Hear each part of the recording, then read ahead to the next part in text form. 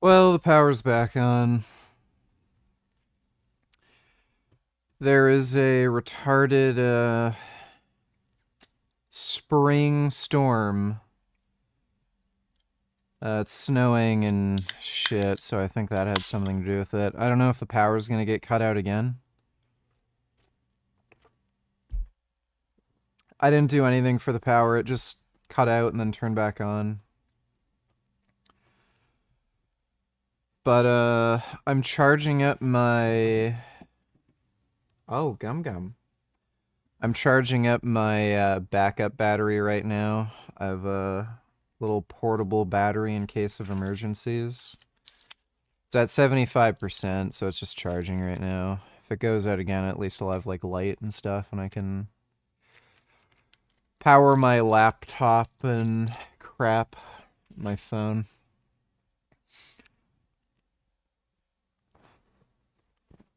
Where's my phone? There it is. Let's face it, Doom's monster AI is primitive. They try to get close to you and perform an attack. You shoot at them. Grand Dam donated before the stream shut down. Don't know if he's in chat right now, because he gave me a bunch of links.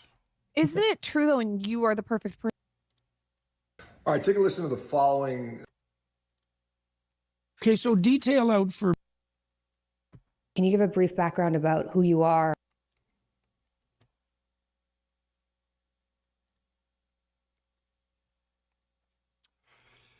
Oh, this bitch. This is wholly uninteresting. Yeah, this chick was a porn star. She ended up quitting and then claimed her... like, some studio, like, manipulated her and everything when that never happened. She chose out of her own free will to do porn. This is democracy.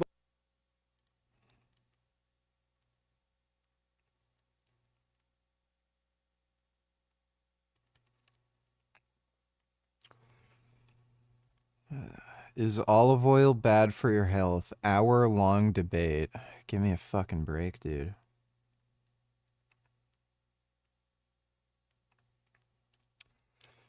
My bad for giving the wrong info on the naturally occurring B12 was the other vegan in Discord.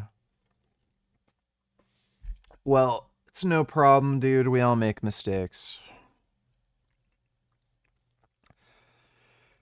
But yeah, B12 doesn't really occur naturally in the environment. Like, there's very, very small quantities, but you'd have to eat, like, 20 pounds of dirt in order to get, like, RDA B12. It's, not really a source of B12.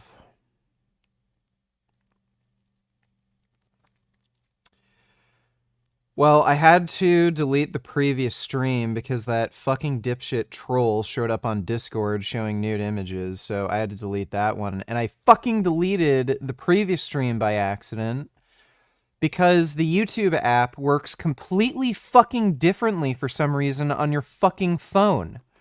So it doesn't actually show you the live stream that's currently live. It shows the previous stream, and then I got confused because the two streams had the same fucking thumbnail.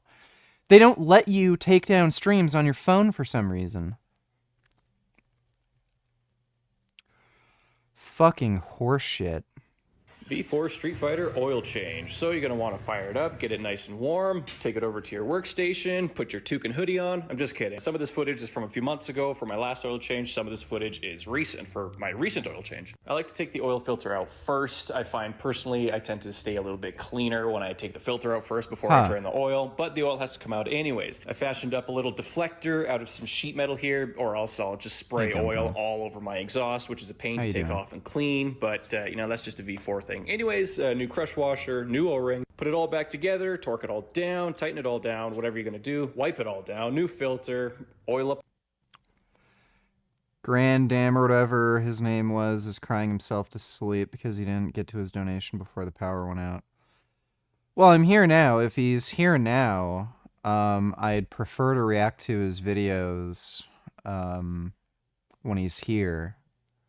the O-rings, tighten it all up, put some oil in. I like to use 300V with these things, 1550. Fill it all up. I filled it a little bit higher, but I have to run it through anyways, so once it all runs through, then I can top it up after that. So just make sure that when you're done that the oil level is in between the lines. Then because it's a European bike, I plug it into the scan tool and reset the service light. And that's it. Thanks for watching.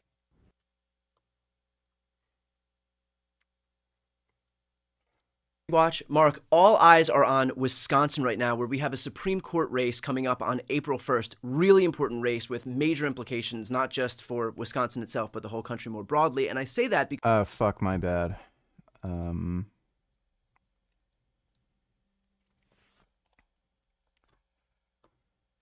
I didn't put the donation link in chat.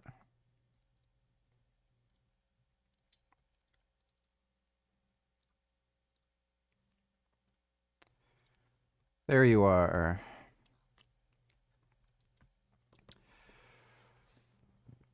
Oh, bro.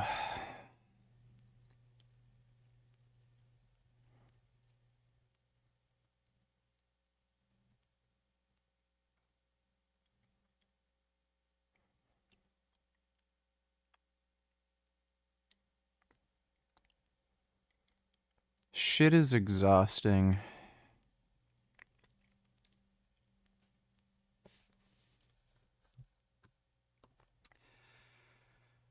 Sometimes you really just gotta slow down and smell the roses. Oh, shit. I was doing a behind the neck overhead press. I tweaked something, like in my trap or something.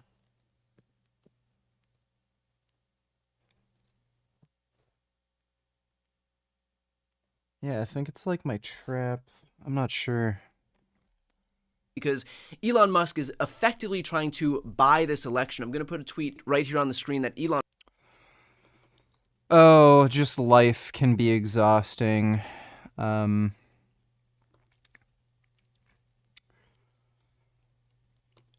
know.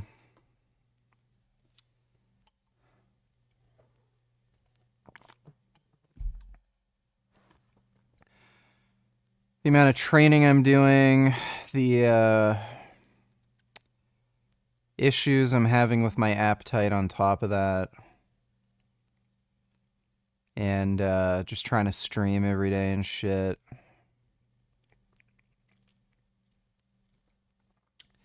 Like all the little problems that kind of pop up along the way too. Sometimes you just gotta slow down and chill. Posted on Sunday night, I will give a talk in Wisconsin. Entrance is limited to those who have voted in the Supreme Court election. I will also personally hand over 2 checks for $1 million each in appreciation for you taking the time to vote. This is super important. Now, this mirrors a strategy that Elon pulled in Pennsylvania as well, and obviously the legality here is dubious at best. So can you speak on that? Is it legal to hand out lump sums, payments to voters in exchange for their participation in an election? All right. So look, before we get to the pure legal question, I think we can't lose the forest from the trees. How absolutely abnormal it is. Yeah. Like how absolutely crazy that we are having to record a video. To vote. Oh. Yeah, because didn't he have to go to court over this before? Lump sums, payments to voters in exchange for their participation in an election? All right. So look, before we get to the pure legal question, I think we can't lose the forest from the trees. How absolutely abnormal it is. Yeah. Like how absolutely crazy that we are having to record a video. And You had parasites and you lost 40 pounds in 3 months? I don't have any reason to think it's parasites because I'm not seeing any worms or anything in my stool. I'm also not having any other symptoms of parasitism. and explain to people that it is wrong for a billionaire, the richest person in the world, I think still, to be in a state Supreme Court race a state Supreme Court race, holding an event in which he is going to hand out $1 million payments to people who have voted. I mean, Brian, this is nuts. Retard, don't I tell her slow down, smell the roses? Let me see. Just hit the wall, hitting the wall, crashing into other vehicles. He made contact there with a work truck, a box truck. It looked like he touched it and is already starting to lose part of that flatbread. Look at this, over the curb, over the median, and just, this for what? Look at this, crashing into vehicles. That's great. 1, 2, 3 innocent motorists, just dragging them along through the intersection at Bellflower Boulevard, passing through Bellflower on 7th Street, going the wrong way again. He has no regard for any of this oncoming traffic, trying to get around and crashing into everybody and everything in his way.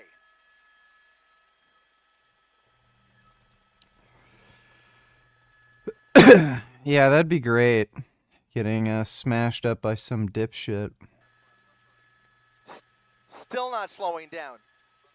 Lost his tire, Colleen. It's not only is it not going to hold. Look at this. He's squeezing through everybody coming in his direction. They're all swerving on either side of him. He's going to get into another head-on collision here. There it is. Head-on collision into an SUV.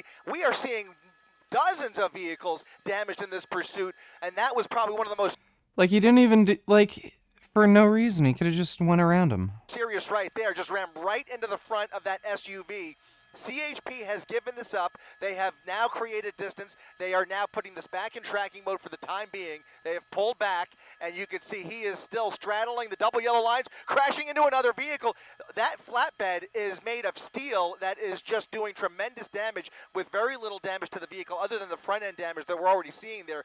Termino Avenue vision. Here it is. 2 vehicles. But what we were saying, Mark, is that front left. Oh, no, there it is. There it is. 2 vehicles into cross traffic. A major collision into the front of a paint store at the strip mall. Those 2 vehicles. The driver stepping out of the vehicle and now walking away from the crash scene. That driver now walking away from the crash scene. 2 major crashes there, and now he's walking up the sidewalk. CHP is close by. The sheriff's department is close by. Long Beach police are likely on their way over here, and hopefully somebody will be able to get this person off dealing with. Guess who's having a bad day? Well, thanks for the donation, retard. Yeah. This is absolutely corrosive to democracy. It's dystopian. It's dystopian, right? It is dystopian. It is so far. You and I often talk about. Oh, hey, Grandam, we can finally watch your videos. Person asked this is that someone told me this, so this could be wrong, that veganism and plants is actually hurting animals more. Isn't there something? Can you explain that? Yeah. So we talked about this a little bit earlier. So when someone makes this intentional choice to be vegan and vegetarian, great first step. We can go back to the health issue, but let's just put the health issue aside. Let's talk about environmental issues or ethical issues. I think a really laudable thing that vegans and vegetarians may believe is that they don't want to cause excess suffering in the world. Great. What we understand as humans, and this is a very interesting thing for most of us that didn't grow up in the woods, is that in order for something to live, something else must die. This is just the way life works. And it's kind of a hard thing. That is not true. Not at all true. And especially with him being unspecific on what he's talking about, this could be extraordinarily stupid. Nothing has to die for a plant to photosynthesize. You could have a plant, plops out a seed grows, photosynthesizes, there you go. You can also have a monkey eat the fruit of a plant, but the plant is still alive. Nothing had to die in that process unless he considers eating a fruit a death. In which case, like if he's talking about just a plant cell dying being what he's talking about here, but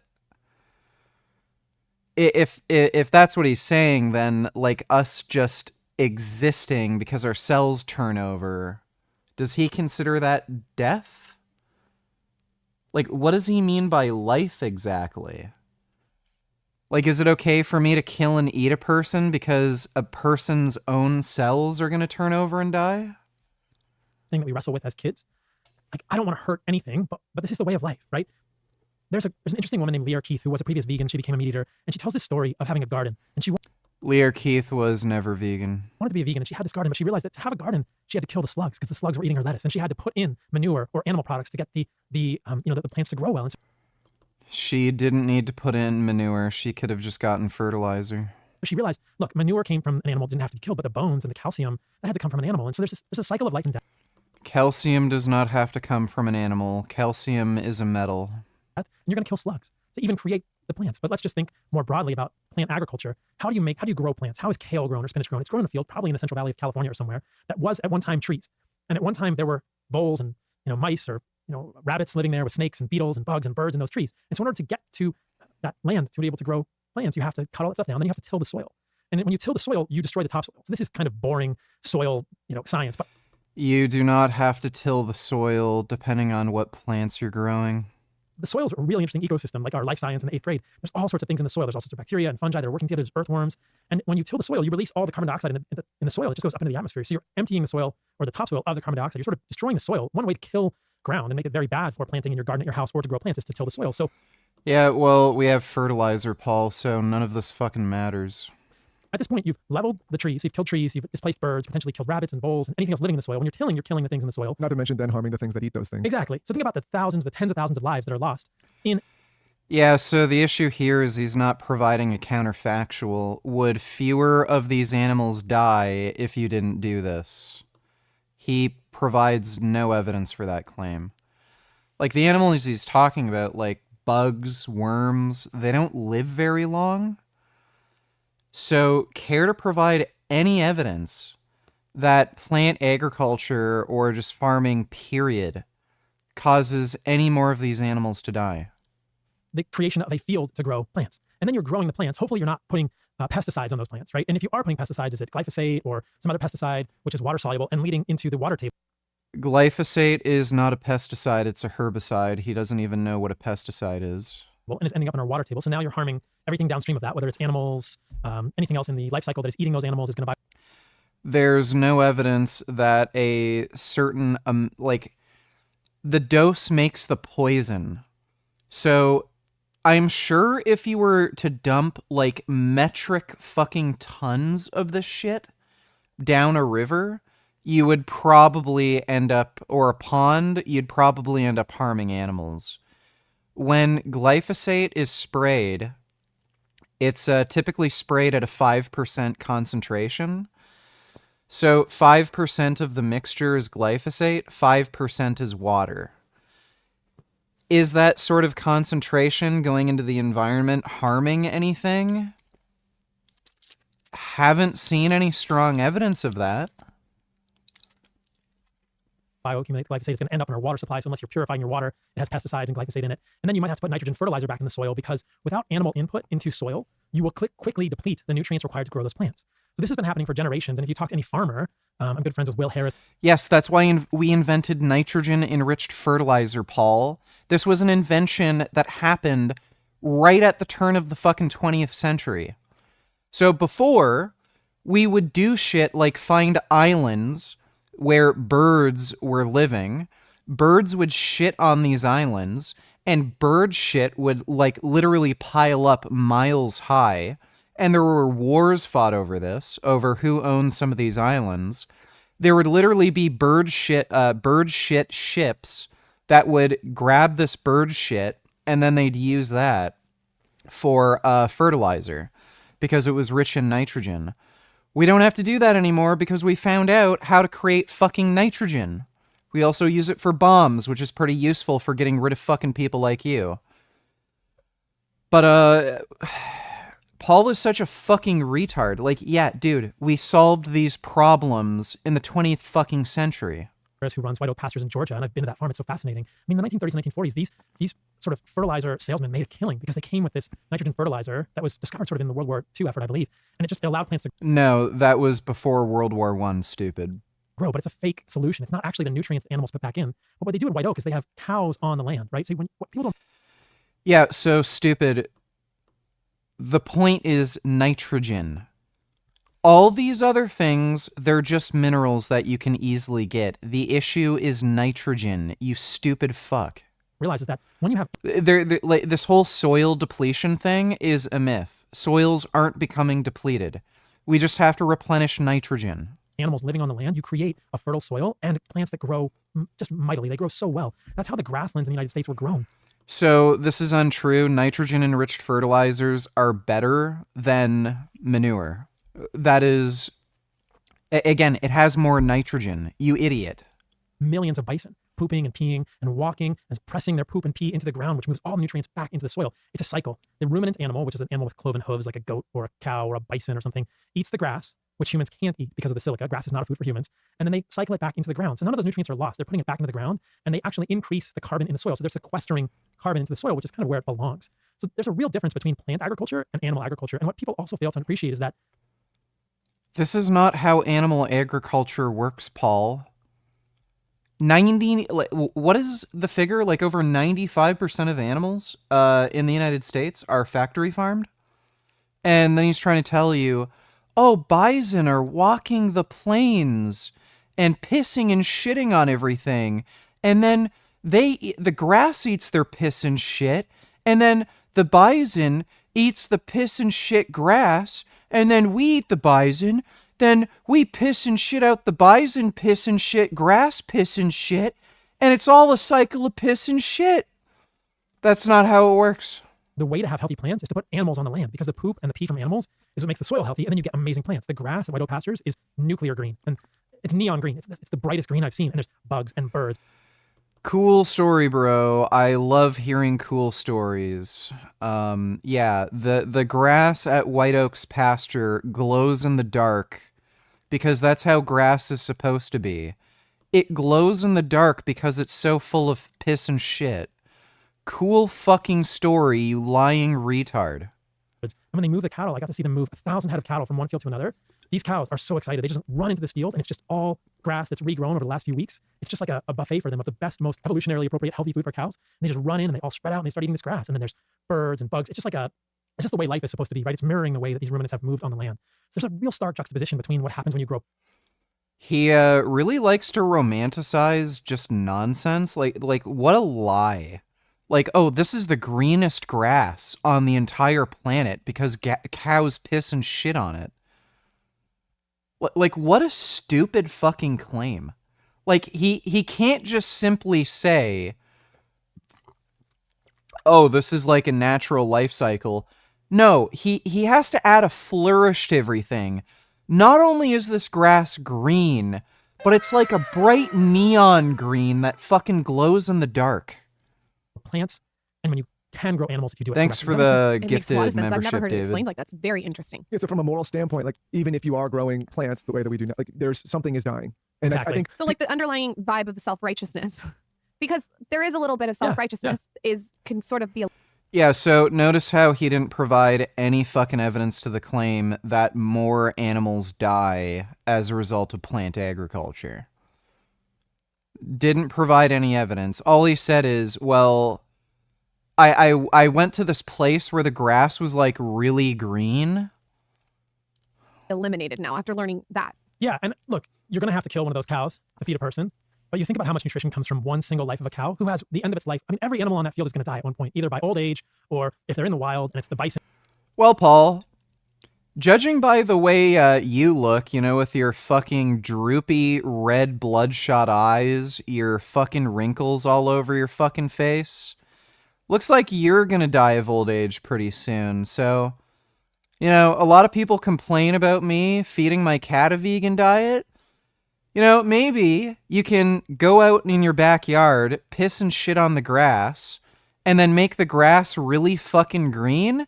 And then I can, like, I don't know, take a bolt gun and shoot you in the head and then feed you to my cat. And then my cat can piss and shit on that grass.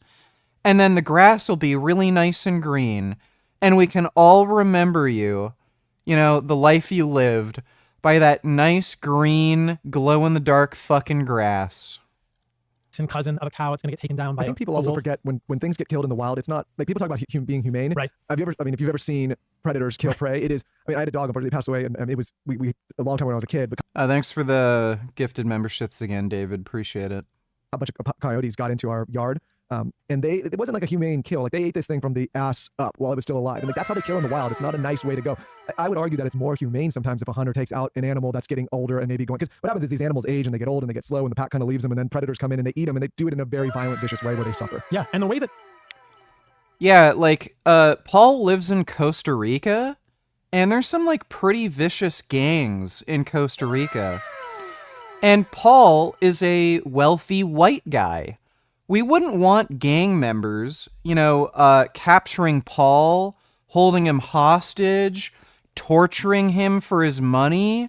So let's do the humane thing and take out Paul before the gang members get to him. It's just the right thing to do. Like, would Paul rather get tortured to death by a Costa Rican gang, or would he rather me shoot and kill him and feed him to my cat? The answer is pretty obvious. So there's a couple of ways that cows can be raised. We talk about cows. And the best way is the blueprint of white oak pastures and other farms that are regenerative, doing it that way. And they're raising the cows on the land. They're rotating fields. They're only eating grass from the day they're born. I mean, I guess they're eating milk from their mothers, but grass and milk, what they're supposed to eat. And then when they're harvested, when they're killed, they're done in a very humane fashion. There are ways. Yeah, that's a funny point, too. If you piss on grass, it tends to die. So it's really strange that he said pissing is good for the grass. Like, yeah, if you ever have a dog that pisses in the grass, they usually choose their favorite spot. All the grass dies around where these animals piss. The cattle ranchers do this that are kinder, quote unquote, to the cattle. And that may sound crazy, but what happens is you lead the cattle into this area where they're sheltered. It's kind of like a security blanket, and they don't freak out. They're in a paddock where there's supports on both sides, and then they use a bolt gun, and their life is over in an instant. It's essentially like a hunter killing an animal with one shot with a rifle. And look, it sounds crazy. We don't want to believe it, but we have to go back to what you said. There's always death to support life. And so I think that just gives us an imperative as humans. If I'm eating any food on the planet, whether it's a piece of kale or spinach or a cow, I should understand and appreciate that and kind of do the best I can in my life to honor that cycle, because I will be a part of that cycle at some point in my life. I think people envision the way like some humans die of old age, where you go peacefully in your sleep. It's like that's not how it happens in the wild. They go and a pack of wild animals literally tears them apart limb from limb while they're still breathing and living. Like that's just how it goes. Yeah. Like, that's the cycle of life out there in the wild. Exactly. By the way, this was literally a justification for slavery. Back during the American slave trade, there were anti-slavery activists. And the most common argument in favor of slavery at that time period was, well, we're doing black people a favor.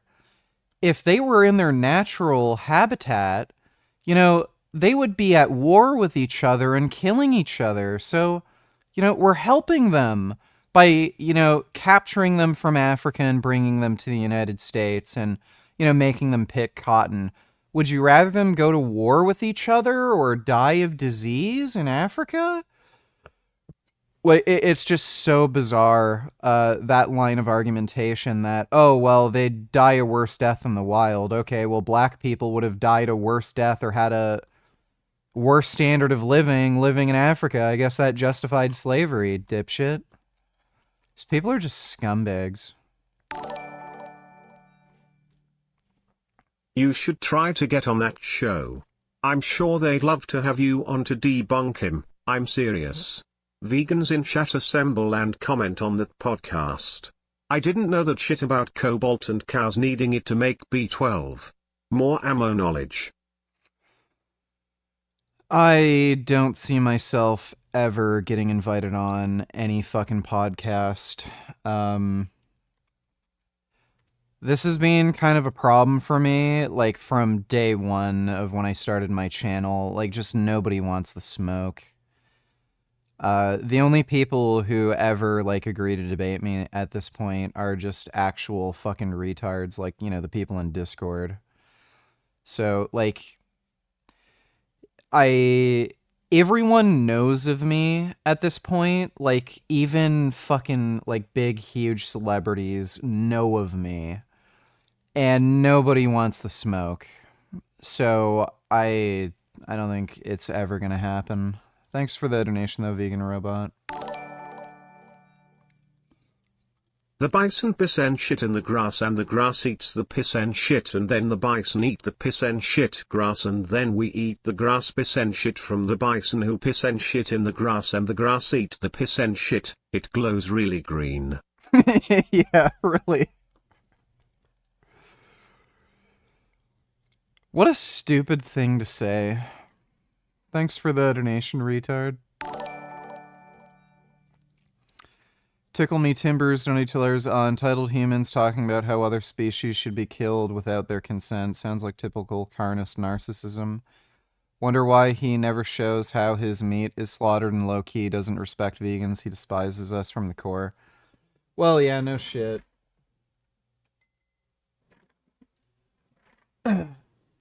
He knows exactly what he's doing. He knows he's full of shit. If any of this crap was at all ethical or humane, he'd show it, but it's not.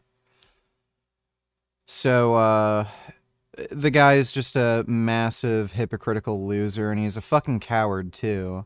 Paul has actually made videos about me on Instagram, and I've called him out for it.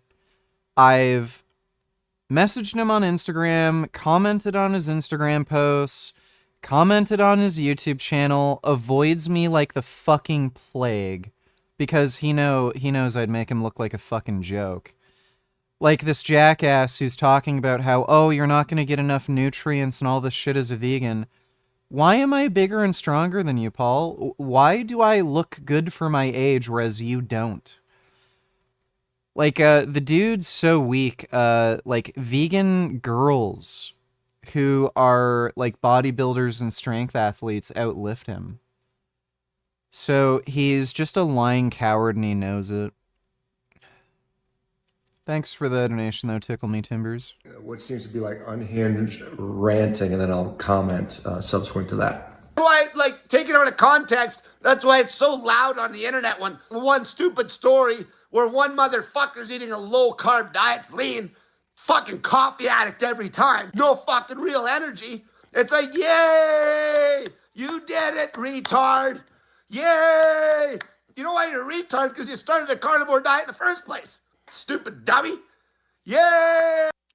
This is the snake diet guy who, he was promoting, like, prolonged water fasts that last for like a week at a time. And I don't know if he was selling a supplement, but he was telling people to drink this electrolyte concoction. And some woman followed his advice, and she had like this fucking reaction to it where she had some like stroke or something. Like, he's partially responsible for actually giving somebody, like, severe fucking brain damage and making them disabled. So, kind of funny coming from him. Hey! Like fucking Sean Baker, the one time he got fucking mediocrely lean because he cut fat out of his diet and then he's on straight protein, no fucking energy. Couldn't hold on to it for his life. It's like, yay! And every single zero fat, zero fucking carb fucking carnivore is like just always post that picture. Look at this, one guy, yay, yeah, but yay, there's one retard that got it done. Didn't even get there. All right, so the person that is making these interesting claims or rants is a guy named Cole Robinson. Now, he was popular, maybe 5 years ago for something called the snake diet, where he was encouraging people to eat massive quantities of food and then fast for 48, 72 hours and then drink his so-called snake juice. And his sort of shtick, if you will, was basically berating people, calling them hey fatty and screaming and cussing and that's just his sort of, I guess, theater that he likes to do. And so perhaps he has gotten, maybe feels like he doesn't have enough attention.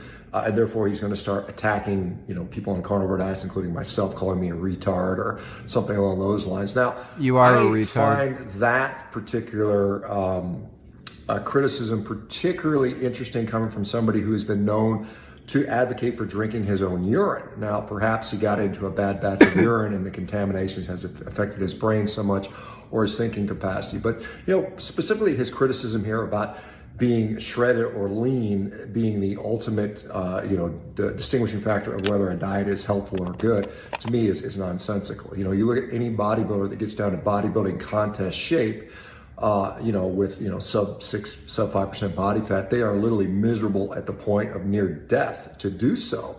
And that is clearly not helpful. Now, like I said, what is a lean, healthy body composition? Now I am not 6% body fat shredded, but I'm clearly not, look, I'm not obese right now. I'm clearly lean.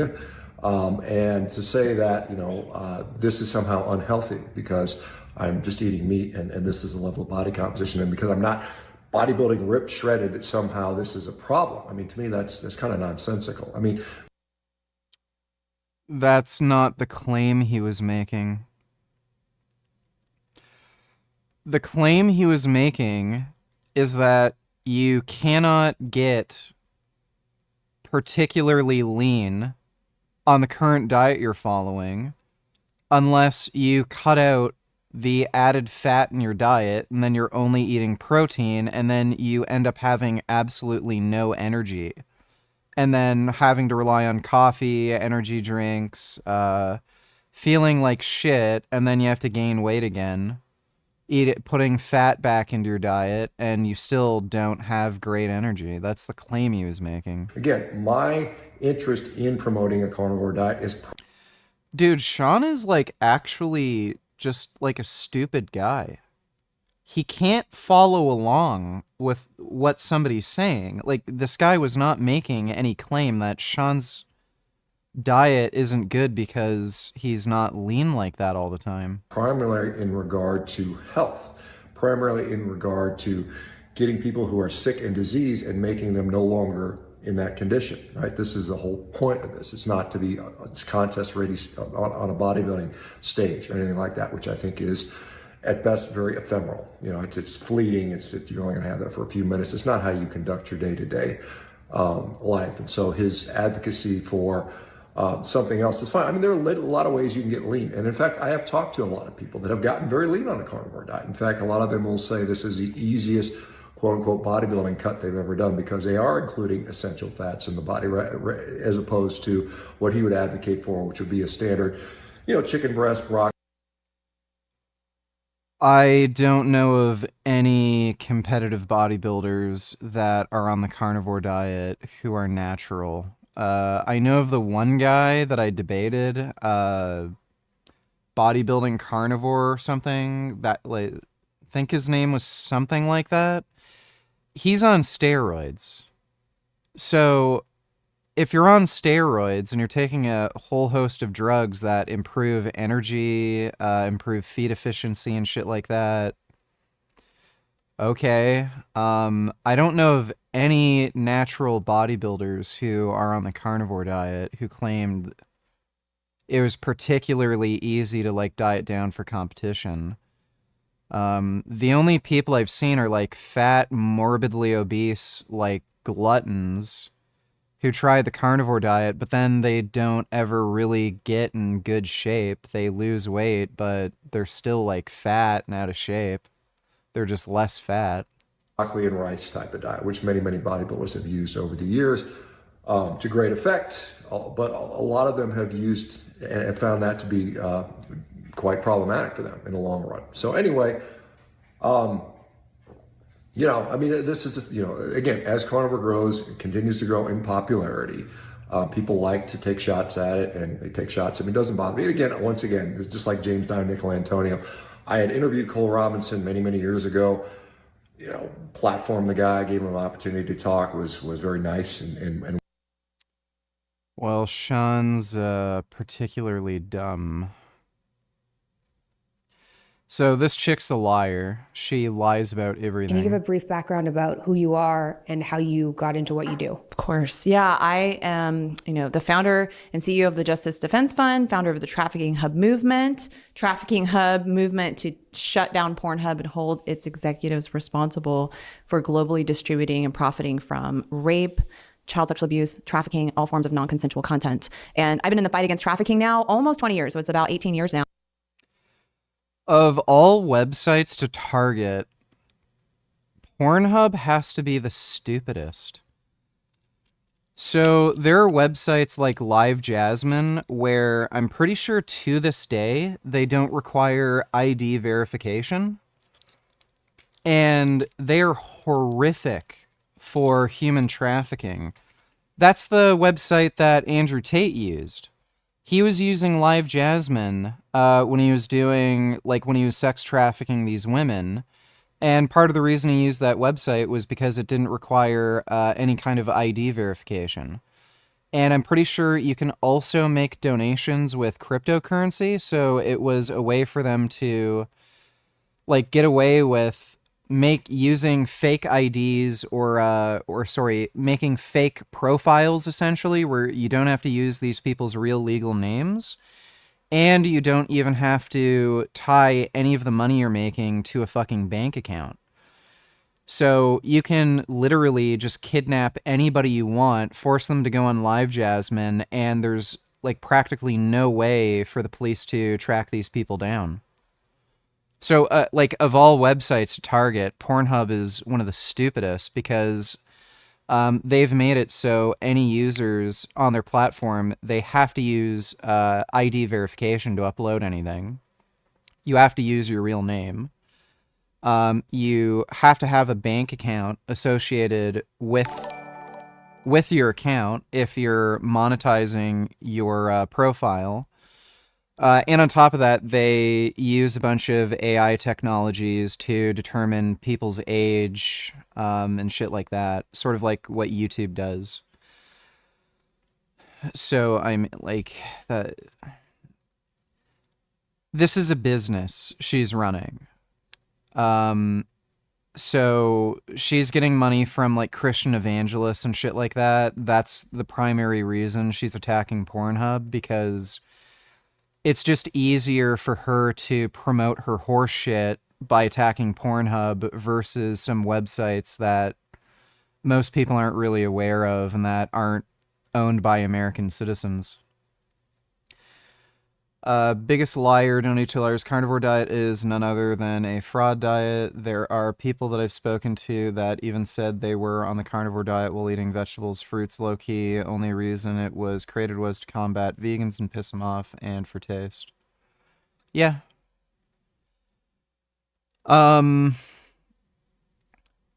No one can really follow that diet long term. What ends up happening is your energy just gets so fucking low eating 0 carbohydrates, and you end up feeling like absolute shit. And you just start craving these foods. And like, again, the people who end up kind of getting interested in the carnivore diet, they're not the type of people that can adhere to a diet that makes them feel that kind of way.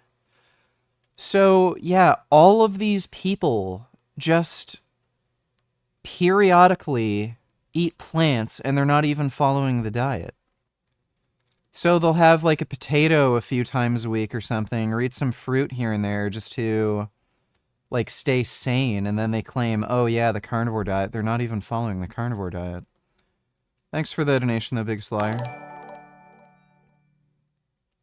Russian who fled Russia after Ukraine war had her work visa revoked and is being deported back to Russia.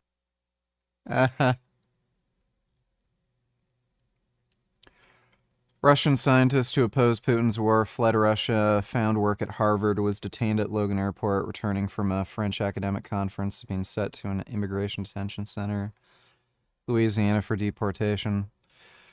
Well, that guy's fucked. He is either going to get sent to the front lines and killed, or he's going to end up in a fucking gulag work camp and die in Siberia. But yeah, that guy's fucked. I don't understand what the political interest would be in deporting him, other than Putin asked Trump to do this, and because Trump is a Russian spy, he's doing what Putin's telling him to do.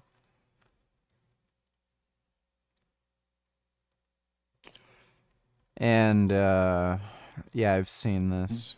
Does that help Tesla? I mean, you had Tim Waltz, who's a huge jerk. Right, you know, running around on stage with a Tesla stock price where the stock price had gone in half, and he was overjoyed. What an evil thing to do! What a creep! What a jerk! This is coming from the guy who is having secret talks with Putin and Xi Jinping, advocating for Russia. That's a fascist dictator state. And he's trying to destroy Social Security and Medicaid and denying American citizens, the right to social services that they paid for, along with firing a bunch of employees arbitrarily.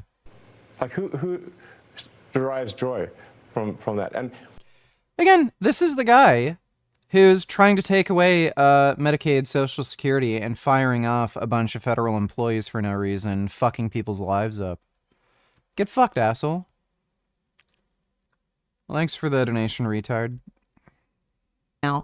And in the context of that, I, a number of years ago started to realize that trafficking wasn't just happening offline, in back alleys and streets and things like that, but actually it was being filmed and it was being distributed online. We live in a I wouldn't recommend following an 80-10-10 diet. That's too low in protein and fat for most people. Digital age, and that's what was happening. And so I began to investigate the intersection between what I call the big porn industry. Just like there's big tobacco and big pharma, there's a big porn industry. It's dominated primarily by one company, the parent company of Pornhub. But I began to investigate this intersection between child sexual abuse, trafficking, and the big porn industry. And I made a discovery one night, early 2020, middle of the night, unexpected moment that kind of just changed the course of my life. Over the last 5 years, it launched the Trafficking Hub global movement, and so much has happened since then. What happened was at the end of 2019, it was a few days after my son was born. It was about 9 days after he was born. I read a story. I was paying attention to the headlines, and I read a story about a 15-year-old girl from Broward County, Florida, who had been missing for an entire year, and she was finally found when her distraught mother was tipped off by a Pornhub user that he recognized her daughter on the site. And oh my gosh. Yes, and she was found in 58 videos being raped for profit. And police actually matched with an account named Daddy Slut. And police had matched the rapist face from the videos to surveillance footage from a 7-Eleven, and they rescued the girl. She had been impregnated. Isn't this before the new owners took over Pornhub? And it was just like a horror story. And I just couldn't get that story out of my mind. And then at the same time, the London Sunday Times released an investigation, and they had found dozens of illegal videos on the site within minutes, even children as young as 3 years old. And it wasn't just children that were ending up in the headlines. Yo Vegan Gains, I remember watching you last year and you said you were considering voting for the Conservatives. What's the feel now? Are we liking Mark Carney?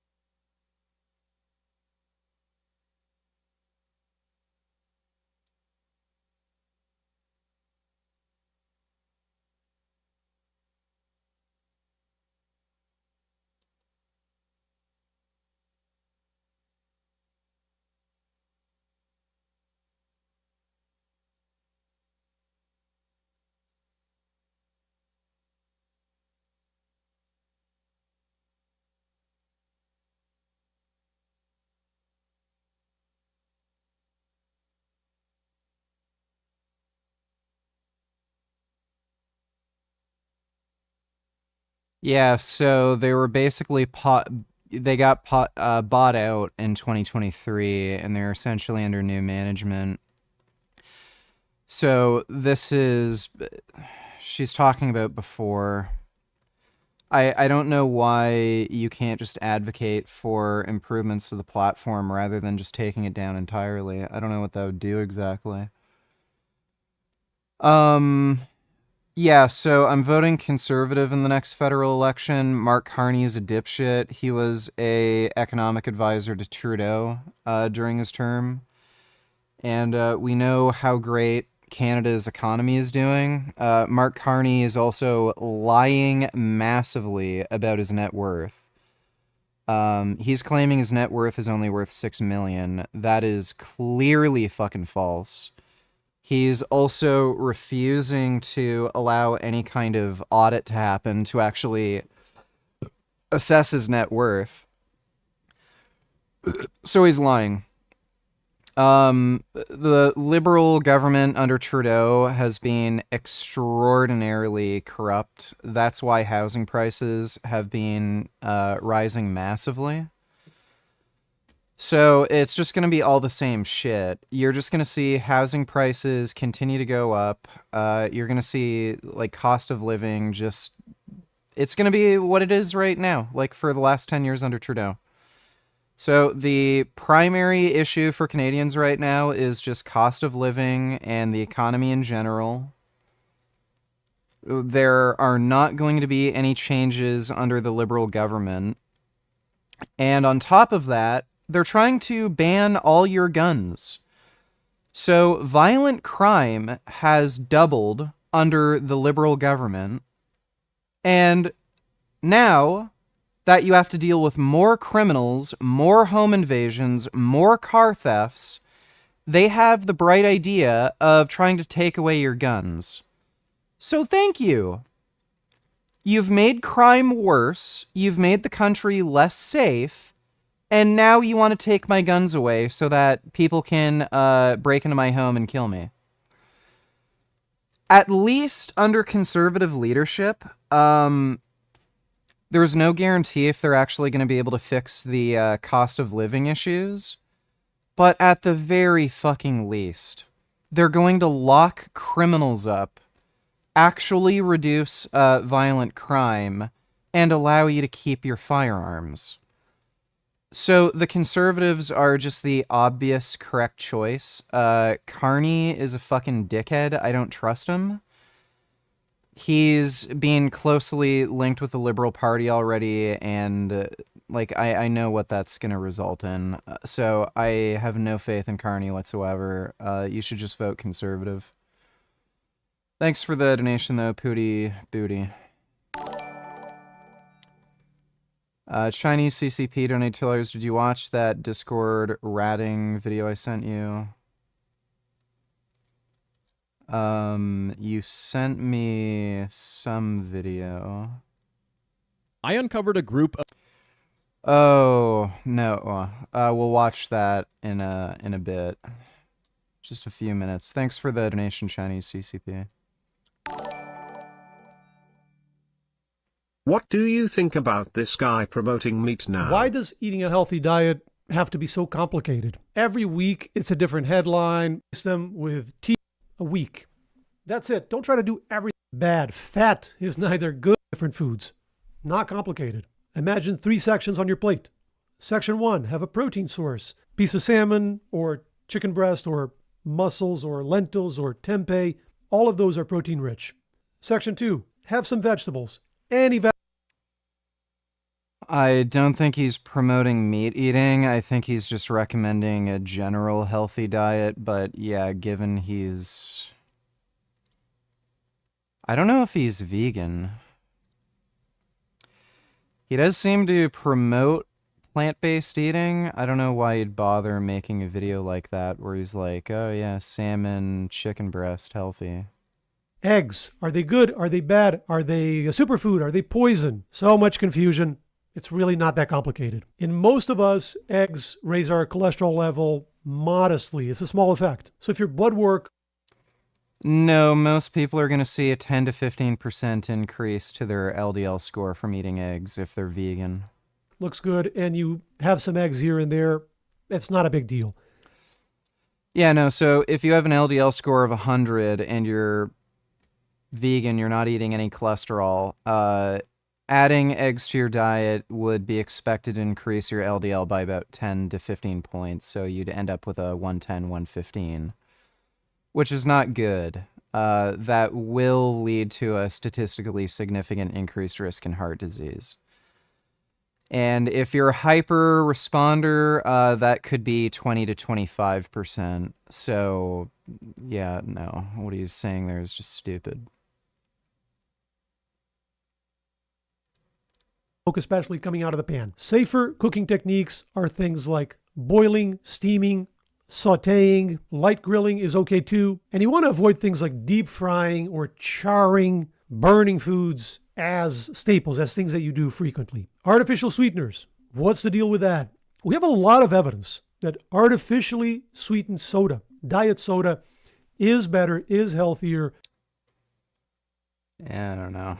Thanks for the donation, Ignacio. Andrea Burgess Donatellers will be voting for Carney. I respect your perspective, but I don't share it. Even if Mark Carney is bad, conservatives will be worse. That's my point of view. Worse how? Like, you literally cannot get worse than the liberals. All they're doing is deliberately increasing fucking prices and preventing any kind of actual economic development. Their whole strategy for the last 10 years was to artificially increase the cost of housing, focus all economic development on a speculative housing market, and they've been using that to basically artificially increase GDP numbers when it's not actually representative of any real economic development. It's just artificial cost increases, and all that does is suck out wealth from the middle class. So they're terrible for the fucking economy, and they're just terrible for society. Again, all of their policies have increased fucking crime. So they're making you broker, and they're increasing crime, and now they're trying to take away your fucking guns. So you will be a fucking brokey who can't even fucking defend yourself against fucking criminals. What is the point in voting for the fucking Liberal Party? Like, worst case scenario, the conservatives won't do anything to fix housing costs, but at least they'll lock up criminals and allow you to have fucking guns to protect yourself. So, worst case scenario with conservatives, nothing will change other than crime will be lower and you can have guns to protect yourself. That seems like a better option than, yes, letting the fucking Liberal Party fuck you over completely for no reason. Thanks for the donation, though, Andrea Burgess. I don't know if that's actually my mom.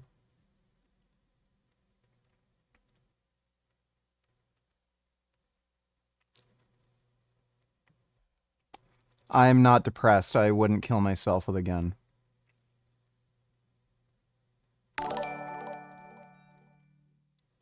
My brains work better. Yes, that is a famous quote from Vince Del Monte. His brains. If only he could have multiple brains, maybe it'd make sense. Thanks for the donation, OTRFT Transport. Retard donators relevant. Is Sargon correct here? Tell you what's happening, but you won't like to hear it. Trump's belligerence towards Canada, along with the cold face of his administration, has shown America's allies more broadly, has hurt right-wing cause in every other country. It's allowed the left to claim the nationalistic position made the right-wingers seem like either parasites of a hostile foreign power or liars that don't want the same thing as him. Seems that despite the Liberals being responsible for literally all of Canada's problems, they're going to win again purely because Trump decided that scaring the Canadians with annexation was a good idea rather than attacking their Liberal Party as a source of Canada's woes and propping up Polyev as an alternative. Might not feel that it matters, but it would be better and wiser to have many allies who have leaders who agree with and cooperate with Trump, rather than Trump alone constantly fighting against a divesting left-wing empire. Summary, the Trump administration, MAGA movement need to learn to moderate and govern and not just conquer. The battle has been won, the war is over, and now they have to win the peace. Well, I mean, Trump's a crazy authoritarian. He's not interested in spreading any kind of sensible conservative values. He's a far right-wing authoritarian. But yeah, I mean, if you're interested in spreading sensible conservative values like nationalistic pride, and I don't mean like don't let any darkies in, but, you know, just reasonable, sensible nationalistic pride, wanting your country to be better, sensible spending, you know, stuff like that. Yeah, it doesn't make sense what Trump's doing, but Trump doesn't want that. He's just a far right-wing authoritarian. And yeah, people are stupid. So their response to this is to vote for the Liberal Party, which is dumb. They're the fucking problem. Voting liberal is not going to disempower Trump. The Conservative Party isn't just going to placate to whatever Trump is doing. I don't even know if the polling data right now is reflective of how people are going to vote or just how they feel about Trump at this very minute. But yeah, if the liberals get elected again, just watch.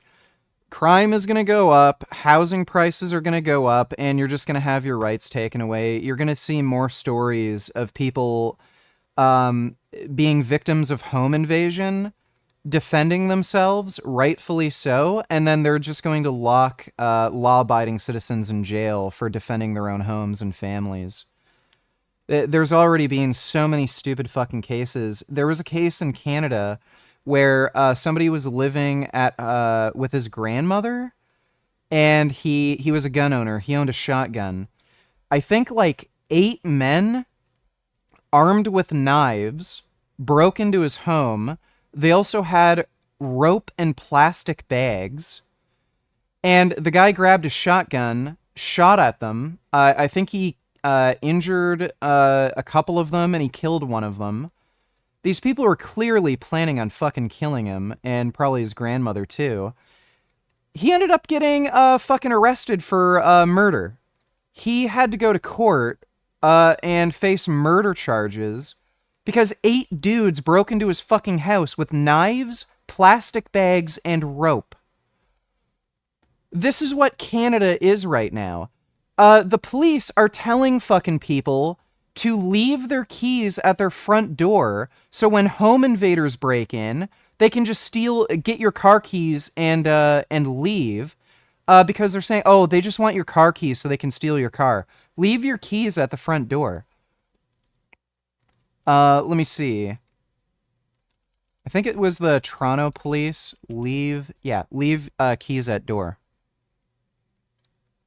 Lefty Lunacy Canada, James. What do the police there come up with? Well, yeah, you know, it's a pretty wild place up in Canada. They want you to put your car keys out. Have a look at this here from the Toronto police chief. To prevent the possibility of being attacked in your home, leave your fobs at your front door. Because they're breaking into your home to steal your car. They don't want anything else. A lot of them that they're arresting have guns on them, and they're not toy guns, they're real guns. They're loaded. So yeah, leave your keys at the front door. Let the criminals do whatever they want. If you go to Florida, exact opposite. Shoot them. Make sure you have your gun ready. If anyone breaks in, please shoot and kill the criminals. Canada, let the criminals do whatever they want. This is what the fucking Liberal Party has made Canada. Just do whatever you want. And again, is it any surprise? Violent crimes have gone up. Home invasions have gone up. Car thefts have gone up. The police are literally telling you, let the criminals do whatever they want. And then, even if any of these people get arrested, they're immediately let out because they're black. The Liberal government under Trudeau has advised judges to not even force people to post bond because, like, oh, they're black or some shit. It's fucking retarded.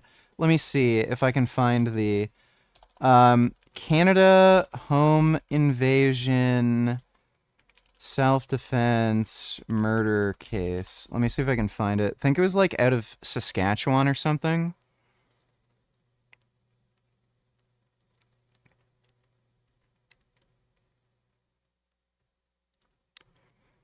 Ontario man faces murder charge for defending his home, while a Nova Scotia man doesn't. An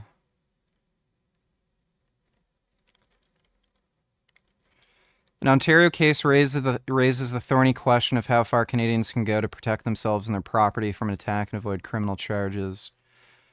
House in Halifax, where police say a 26-year-old man was fatally stabbed. The incident occurred during a suspected home invasion. No charges are being laid in death, police say. So, fatal stabbing, that's in Halifax, but in the other, Milton, Ontario, man was charged this week with second-degree murder after as many as 4 men, at least one of them carrying a gun, tried to break into his home. I don't know if this is the exact same case. I think the case I was thinking of, it was like 7 or 8, but regardless. Case again raises the thorny question. So, yeah. Milton, Ontario, man is charged with second-degree murder after 4 men broke into his fucking home.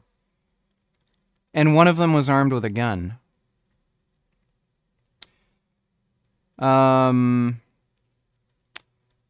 So, charged with second-degree murder after shooting in his home on the weekend, was defending himself, his lawyer said Tuesday.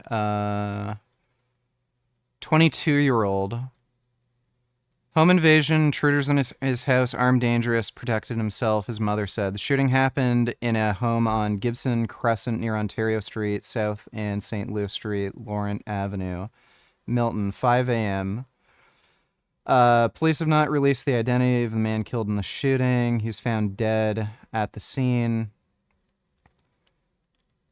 In an email to CBC News, Verk said it was not a targeted shooting. Man is a registered firearm owner, used his gun legally against an armed intruder. Shouldn't be charged with murder for protecting his mother from someone that broke into his home. His intention was not to kill the intruder. He only shot at him once. Police said another man, 20, of Oshawa, was arrested at the scene, charged with break and enter. 2 charged in Milton home shooting, 3 suspects still at large. 1 dead, 2 in custody. In a news release on Monday, police said witnesses told them a group of suspects approached the home early Sunday. Police believe they were intent on committing a robbery. Upon entering the residence, they were confronted by an occupant and a number of gunshots were fired within the home. 1 individual was pronounced deceased at the scene, while 2 others. Police say they're still looking for 3 other suspects. Police have released photo. I don't know if this is the exact case. I know there was one case where there was a very clear intention that these people breaking in were planning on killing the guy. But here you go. Home invasion. At least 4 intruders, 1 armed with a gun, broke into the dude's house. The guy used a firearm to defend himself. Oh, I'm sorry. You don't have rights in Canada. If somebody breaks in with a gun, well, you're just supposed to get shot, murdered, raped. Your family has to be killed. All of your stuff has to be stolen. That's just the way it is in Canada. We like criminals here. That's what the Liberal government loves, criminals. Just let them do whatever they want. Yeah, if they want to kill you, steal all your shit, you're just supposed to let them. I think Runkle of the Bailey covered the story I'm talking about.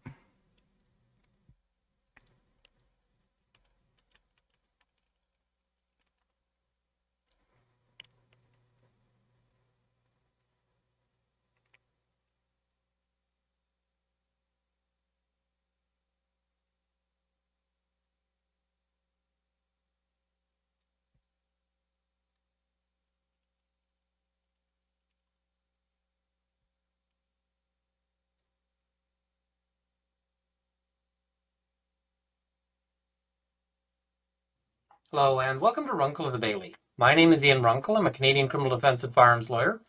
Today I want to talk about a story that a whole lot of you have sent me, and it's kind of a messed up story, so grab yourself a drink, although it does have a happy ending. So the story is, I'm free, charges withdrawn against Collingwood man accused of killing 2 intruders. I'm not going to go through the whole article here with you. I'll link it below so that you can check it out for yourself. I'll give you sort of the basic rundown here. So this man was at home with his girlfriend. He's 57 years old, so he's not a super young man at this point. and people kick open his door. They break into his house, and there are three of them. One of them has a sawed-off shotgun. So not only is this individual outnumbered, but he's also outgunned. They zip tie him and his girlfriend and their dog. So everybody is all tied up. And then they proceed to ransack the house. They are looking for valuables. They're looking for drugs. The reason why they're looking for both drugs and valuables is that this man's son apparently occasionally deals marijuana. And so they were searching on that basis. Apparently, this guy didn't know at this point, but that's a heck of a way to find out. So the son comes home. And as a result, in the return home, there's a scuffle. This individual gets a hold of the shotgun. The fight continues. And two of the three intruders end up getting killed. The third intruder decides that this is a good time to leave and leaves out a second floor window, apparently. So 2 dead, third person is... Yeah. So these people were likely going to kill his son. He managed to wrestle the gun off of the intruders. He shoots 2 of them, and he was being charged for murder in Canada. They only finally withdrew the charges. And again, for the people saying, oh, well, they withdrew the charges, buddy, like, the court costs for defending shit like this is astronomical. So if you think, oh, well, the charges were withdrawn, yeah, guess what? That's after you have to, like, take out a second mortgage on your fucking house. So if you want to deal with this horse shit, be prepared to spend tens of thousands of fucking dollars to defend yourself in court for something that's not your fucking fault.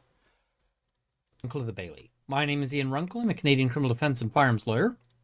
A lot of people have asked for my comments about an event that happened in Milton, Ontario, and frankly, this one is shocking. What's been released is that a young man in his 20s is living at home with his single mother. I don't know if that's because of economics or if it's because his mother needs some assistance and taking care of. That's not clear at this stage. But at about 5 a.m., so early morning when most people are going to be asleep, a group of people invades this house. They break in. There's apparently 5 people, and I'm getting to that number because there's 3 who are currently wanted by the police. There's 1 who was arrested at the scene, and there is 1 who was dead at the scene. So that's sort of the stage of things. They break into this house. They're armed with guns, and they go, and in the course of this, they are attacking the mother. So somehow the son gets a hold of his gun. He's a licensed firearms owner. He's allowed to have a gun, and he ends up in a gunfight. And yeah, buddy, I've gone through the court system before. The first time I was charged with fucking bullshit, they ended up dropping the charges later, and they required me to just take a mental health exam just to go through a few court proceedings. I think I went through 4 or 5 court proceedings before trial started. I spent $5,000 on lawyer's fees just to go through a few court proceedings before trial. So just the retainer for the lawyer, $5,000 down the fucking drain before trial ever started. Then the prosecutor changed, and the prosecutor decided, okay, we don't have to go through trial because he liked me. He actually looked at my YouTube channel. And then I had to spend, I think it was about $1,500 for a comprehensive mental health exam. So all in, $6,500 fucking dollars before, like, trial even fucking began, just for them to essentially drop the fucking charges. The next time this fucking horseshit happened, I spent well over 10 fucking grand on lawyer's fees. So and that's pleading guilty. I pled guilty. $10,000 in total on fucking lawyer's fees. So it's not cheap. If you actually want to defend yourself in court and you're going to actually go through this whole process, no, it's fucking expensive. So if somebody breaks into your fucking home and you have to defend yourself with a firearm and then you're staring down the barrel of legal fees, having to actually come up with a criminal defense against yourself in court for murder, that is a huge fucking deal. And you can't just say, oh, well, they dropped the charges. Oh, well, you beat the charges. It's not, yeah, that's like, and again, who the fuck can afford this horse shit? So yeah, most people are going to have to think about selling their fucking car, mortgaging their fucking house, like really fucking having to go through some fucking horse shit in order to fight criminal charges like this. It's not as simple as, oh, well, they dropped the charges. And by the way, I wasn't defending myself against murder. I was defending myself against fucking horseshit. The first time I was accused of, like the first time I was charged with anything, I was first arrested under a mental health act, like I was dangerous to myself or others. Then they tried to, I don't even know if they charged me with a crime. Yeah, they were charging me under some mental health act, and I had to defend myself in order to not get my rights taken away. That's basically what it was. It wasn't even a crime that I was charged with. The second time, I was charged with possession of prohibited weapons, which were folding knives. So because I had a knife that folded open, again, over 10 grand in fucking legal fees. And that's pleading guilty. So, yeah, dude, it's a huge deal if you have a fucking government that's doing this shit to its citizens. It is absolute fucking horseshit. Did you see the full Amaranth home invasion security footage? I thought she was bullshitting about it at first from how her story sounded.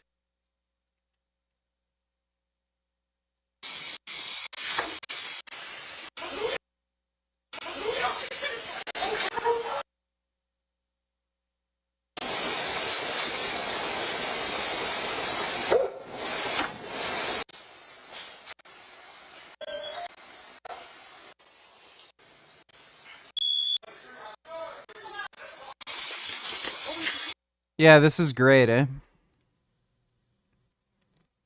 Well, if you're in Canada, again, if these dudes want to break into your house armed with guns, you just have to die.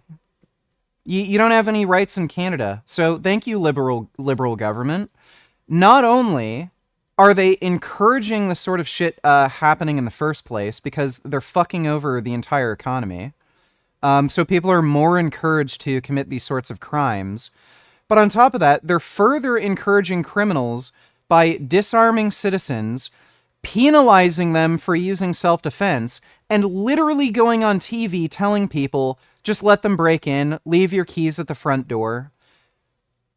So if that's the society you want to live in, vote liberal. So again, if you live in Canada, you have to let these people murder you, rape you, kill your family members, steal whatever the fuck they want, or else you can spend the rest of your life in prison or spend tens of thousands of dollars defending yourself in court.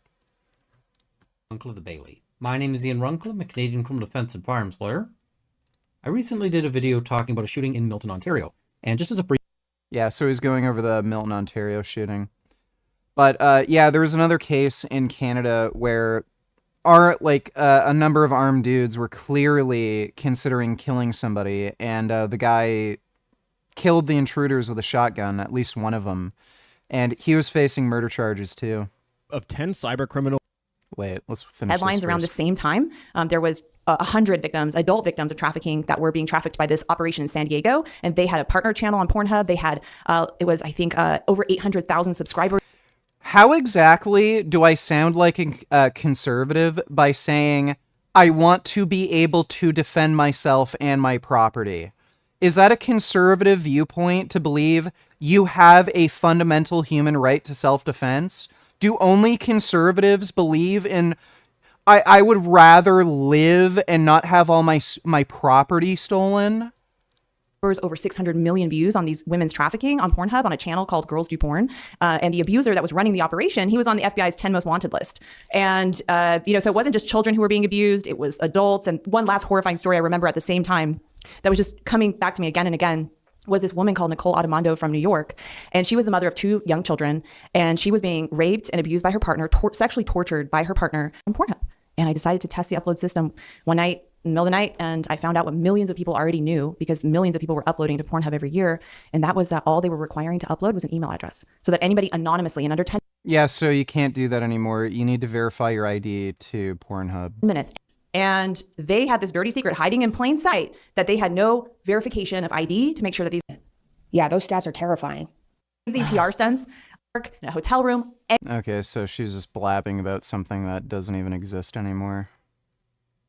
I'll watch that one later. On Discord who hacked into and spied on over 30 people. And the way I figured out is because I somehow got access to their Discord bot, and I'm going to show you everything inside of the server. And there's a twist. Some of the people that got hacked are kind of pieces of garbage. Now, for each one of these victims... Have you considered playing games while you're debating? Can make debates a lot more tolerable, easier for your mind to think. You have multiple monitors.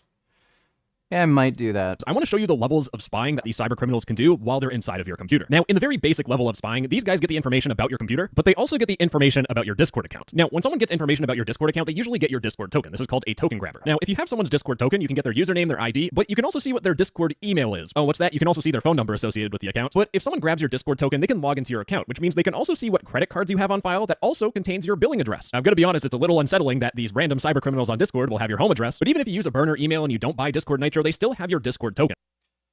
It doesn't matter if all members of the Liberal Party are anti-gun. That's the platform the Liberal Party is running on. And they're not even doing this for any ideological reasons. It's not that they are actually an anti-gun party. The only reason they're fucking doing it is because they think it will improve their voter numbers. So they think if they run on that platform, it will make them more politically popular in Canada. Which arguably is even fucking worse. They're just cynically doing nonsense for no other reason than to just inflate their popularity. And they've been told by literally every single police agency in the entire country, banning guns will not reduce crime.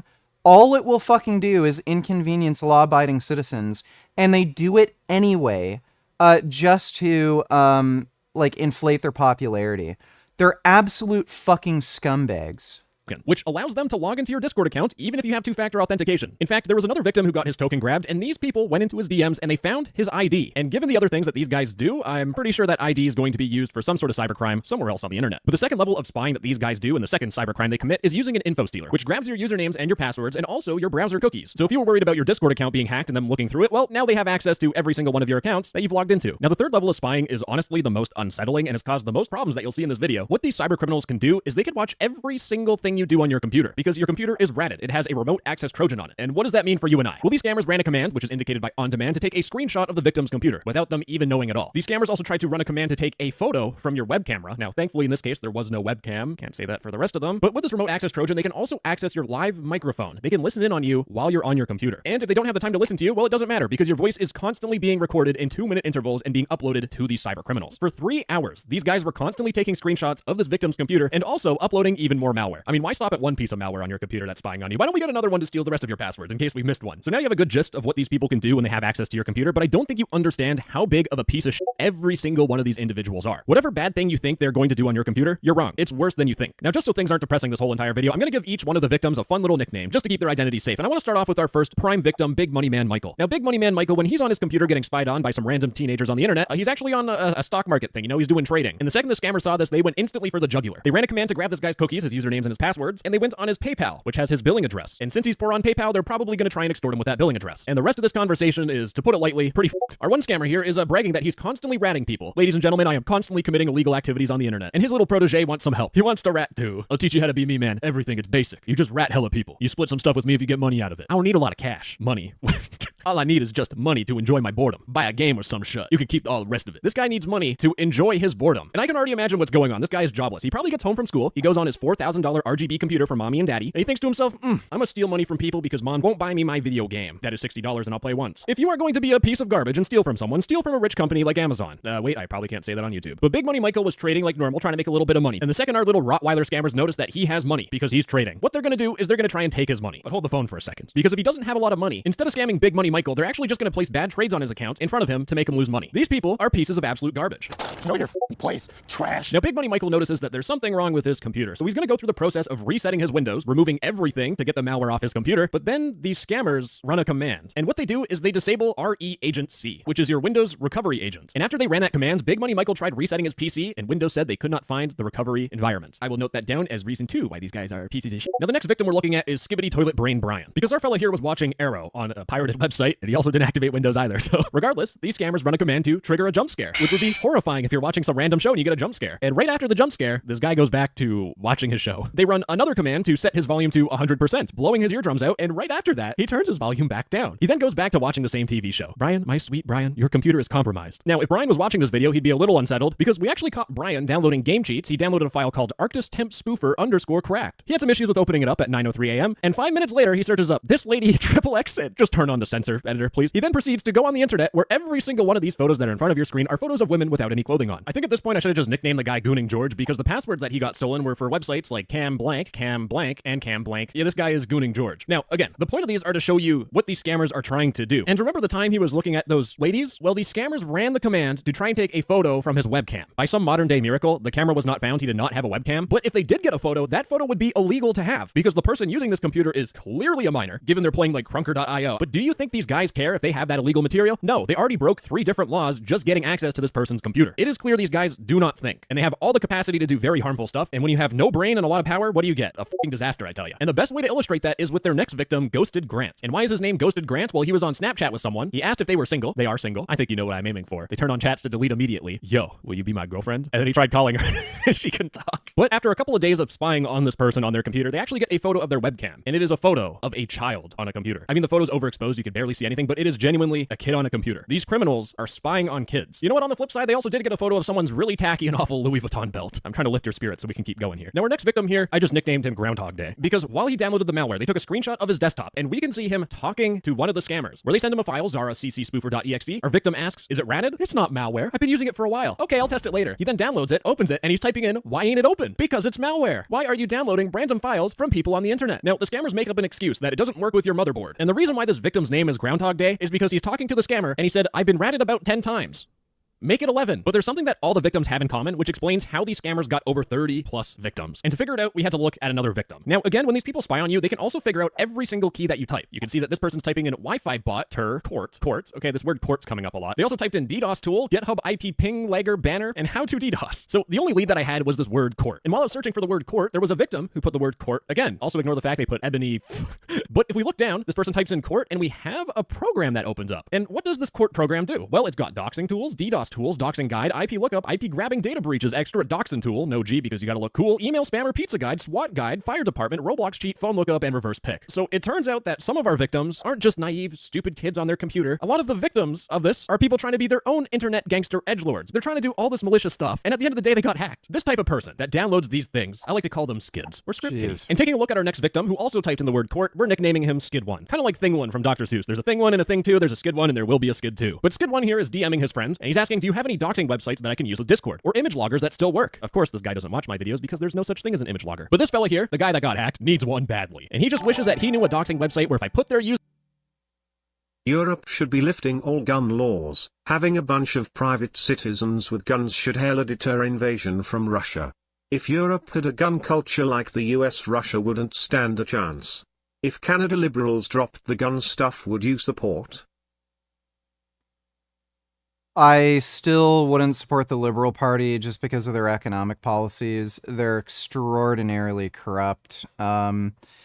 Historically, the Liberal government has been better with economic policy, but under Trudeau, it's been absolutely fucking terrible. And Carney is very much linked with Trudeau. Again, he was Trudeau's economic advisor during, his reign. So if Carney was the economic advisor to Trudeau, that's a very bad sign to me. So again, they're just extraordinarily corrupt. They're helping all of these private equity firms just buy up, private real estate and artificially drive up home prices. And they're also blocking any fucking building. So again, they're going on the strategy of just sucking out money from the middle class. So, yeah, I wouldn't trust the Liberal government right now, even if they were pro-gun. Give the Conservatives a shot, see what they do in terms of economic policy, but it's pretty clear what their, social policies are. So yeah, I'm not the biggest fan of conservatives in general, but it seems like the Conservative Party does have somewhat of a sensible plan in terms of their economic policy, and their social policies are quite sensible. The only thing I disagree with them on is like trans people. They are like regressive retards in that sense, but otherwise, yeah, lock up the criminals, give everyone guns. It's a winning combination. Thanks for the donation, retard. User ID, I get their full name and passwords and stuff. I'm going to save you from the 2-minute lecture that I was just about to have, but if you're planning on doxing someone, maybe take a step back and think, am I on the internet too much? Now, I want to point out that this malware stays on your computer, so when you turn off your computer and turn it back on, it automatically goes on, and the next day, all of the scammers decided to add this guy to a group chat, where they started extorting him. Do not leave or block us. We know everything about you. We just want one thing from you. Very simple, I promise. But if you do not follow simple guidelines, there will be consequences. Can you voice call? I will leave you alone if you give me something. And what these people want is this guy's Roblox account pin. And when this guy tries securing his computer, they trigger a blue screen of death, crashing his computer. Now that was Skid 1, but let's give it up for Skid 2. They took a screenshot of his computer, and I just want to say, this wallpaper absolutely banging, baby. This is excessive. And if we take a gander in this screenshot, turns out the dude was caught halfway through uploading someone's docs. The longer this goes on, the less I feel bad about these victims. You know, probably not the best thing to say, but that's where I get to this final victim. This is Captain Skid. And the reason why I'm calling him that is because, again, when he downloaded malware, there was a screenshot that caught him uploading someone's docs on another docsbin-esque website. There's some sort of irony in someone trying to expose someone's personal information online when they have malware on their computer. There's also a conversation that this guy had with his friends where one of his friends said, I'll let you be my swatter, and our victim got pinged from one of his friends saying, do you want to do that? You know you need some clients? And our victim said, why not? They then start DMing someone saying, do you want to teach me? I like it. Baby, something, a lot of something over me. And then they say they're 12. And usually that's what these people do. They will catfish creeps and then extort them out of money. You could be the judge of whether that's good or bad. It won't put them behind bars, so it's not the best thing. And the last tidbit from this guy who is playing Crunker is that he's messaging someone asking them, can you help me get a cut? This feels like a crossover episode, but what this means is basically a teenager that's been groomed into cutting words, usually the groomer's name, into their skin with a knife to satisfy some sick, twisted fantasy of the groomer. This is depraved shit. F this guy. But again, I need to make it clear that don't think of these cyber criminals as Robin Hoods, though. This is just one victim that they found. Remember, they spied on kids. They tried to get a naughty photo of a minor for blackmail. They stole every single person I've showed you. They stole all of their usernames and passwords and cookies. And there's another type of victim these guys go for. Cheaters in video games. In fact, in one of the screenshots, we can see this GitHub page of Nemesis cheats, Elite Cheeks, Valorant cracked. It doesn't take a rocket scientist to figure out that the reason why this is in the first screenshot of this whole entire thing is because this is what the dude downloaded and got his computer hacked with. And the reason why these cyber criminals go and try to hack cheaters is because they're so stupid. Like this one guy is DMing the guy that hacked his computer. And they're having a normal conversation because this guy is completely unaware that his computer is compromised and being watched by this Trevin guy. Yeah, I cheat in every game I play. I just can't resist. My brother in Christ, you can't resist downloading malware. Anyways, while I was investigating all of this, these guys actually got a new victim, who I'm nicknaming Mr. Omniscient. Through the DMs, this guy sends him a random file that he downloads. If we look at this dude's downloads, we have Spoofer, Cracked, Fortnite External Eve, Beastly Cracked, Cracking Tools. This guy should win an award for the most amount of malware in a downloads folder. I decided to add him on an alt account. Hey, you're being ratted right now. Disconnect from the internet and fully wipe your PC. Blah, blah, blah, dialogue. Dodo Donatillers, did you used to have debates with Muslim kids at school? Sort of. They'd basically just threatened to kill me. You know, as soon as I said Islam's stupid. How did that go? Did they ever concede or say they don't know, or would they always talk over you like Muslims you debate on Discord? Also, have you ever tried to or considered doxing someone before? I have never tried nor considered doxing anybody. Yeah, I got death threats from Muslim kids at school just for saying I'm atheist, and anytime I'd ever tell them, like, the Prophet Muhammad was clearly just lying and there's no sensible reason to believe in that nonsense, they'd just threaten to kill me. Thanks for the donation, though, Dodo. Log skip, he appreciates it, and he's not downloading hacks or nothing. 100% believe you after looking at your downloads folder, but I do not give a flying flip what you're downloading. Just wipe your PC, change your passwords. And then Mr. Omniscient here starts to say, you see, the difference between me and y'all is that I'm different, spelled incorrectly. You didn't think I saw it was a rat. Oh, shit! A rat! I do not care what you're about to say. Just secure your PC, completely wipe your PC, do not keep any files, and then change all your passwords. He did reset his PC, and these guys were damn frustrated, I'll tell you. Now let's move our focus to the people that are behind this Discord bot. I wanted to do a whole section where I dive deep into these people and understand how they behave and how they react and what communities they're in. And it turns out that every single one of these people are cut exactly from the same cloth. They're internet degenerates that are trying to act like Discord gangsters wherever they go. I can either read their messages, which they are basically them trying to act all hood with the N-word in every single sentence, or I can save you some time and not repeat the same thing over and over again for each 10 of these scammers. And I know these cyber criminals have some satisfaction watching people and what they do, but if you want to people watch and see some absolute creatures, just go outside and go to the mall, because there are some weird people that go to the mall. It's all the same levels of fun. It's not illegal. Yeah. Hopefully they get locked up. For me and for the Canadians and everyone who's listening, what you think exactly, what the hell is Trump up to? I mean, he's put a knot in Canadians' tail. And the upside of that is that for the first time, certainly in the Trudeau era, even the Liberals are pretending that they're patriots and that Canada has a self-evident reason for existing, which is something that Trudeau has formally denied for the whole bulk of his political career, that we were a post-national state with no real identity, that our strength was our diversity, that leg one, where we had some advantage, was also an untenable basis for movement into the future, that we were going to enter into a green economy that was going to magically make us rich. And one of the things you're pointing out is, good. There is a virtualized economy, but we don't own any of it. And when I looked at Carney's book recently, Values, and he talks about this magical economy, which I suppose at least in part is a knowledge economy that's somehow going to emerge if we leave 80% of our fossil fuels in the ground. But you might say that it's a little short on detailed plan. So what's Trump exactly? What do you think Trump is up to? I'm trying to spend most of my time with you today characterizing what's going on. I've only said one normative thing to date, so far in this, which was my belief in capitalism in a liberal democracy is the best way for human flourishing. And I'm going to give you what I plan to be only the second normative thing that I plan to say today, that I think that Trump's behavior is unpresidential, it's unprovoked, it's unkind, it's almost certainly illegal, though hard to enforce. Yeah, which matters. But in the characterization, I'm also going to say that I think he miscalculated, and it's actually been unwise and is counterproductive to America's interests and actually in Canada's interests if we seize it. So I think this is a fascinating moment, and to sort of, for Canada, to quote the famous Yogi Berra, when you reach a fork in the road, you got to take it. Right. And so Trump sees Mexico as just a commodified labor to lowest cost for blue collar, Canada's commodified labor at white collar workers, and it's all got to be subsidized. And so I actually think the appeasement, there's a little bit of benefit in appeasement and diplomacy, because you inform the U.S.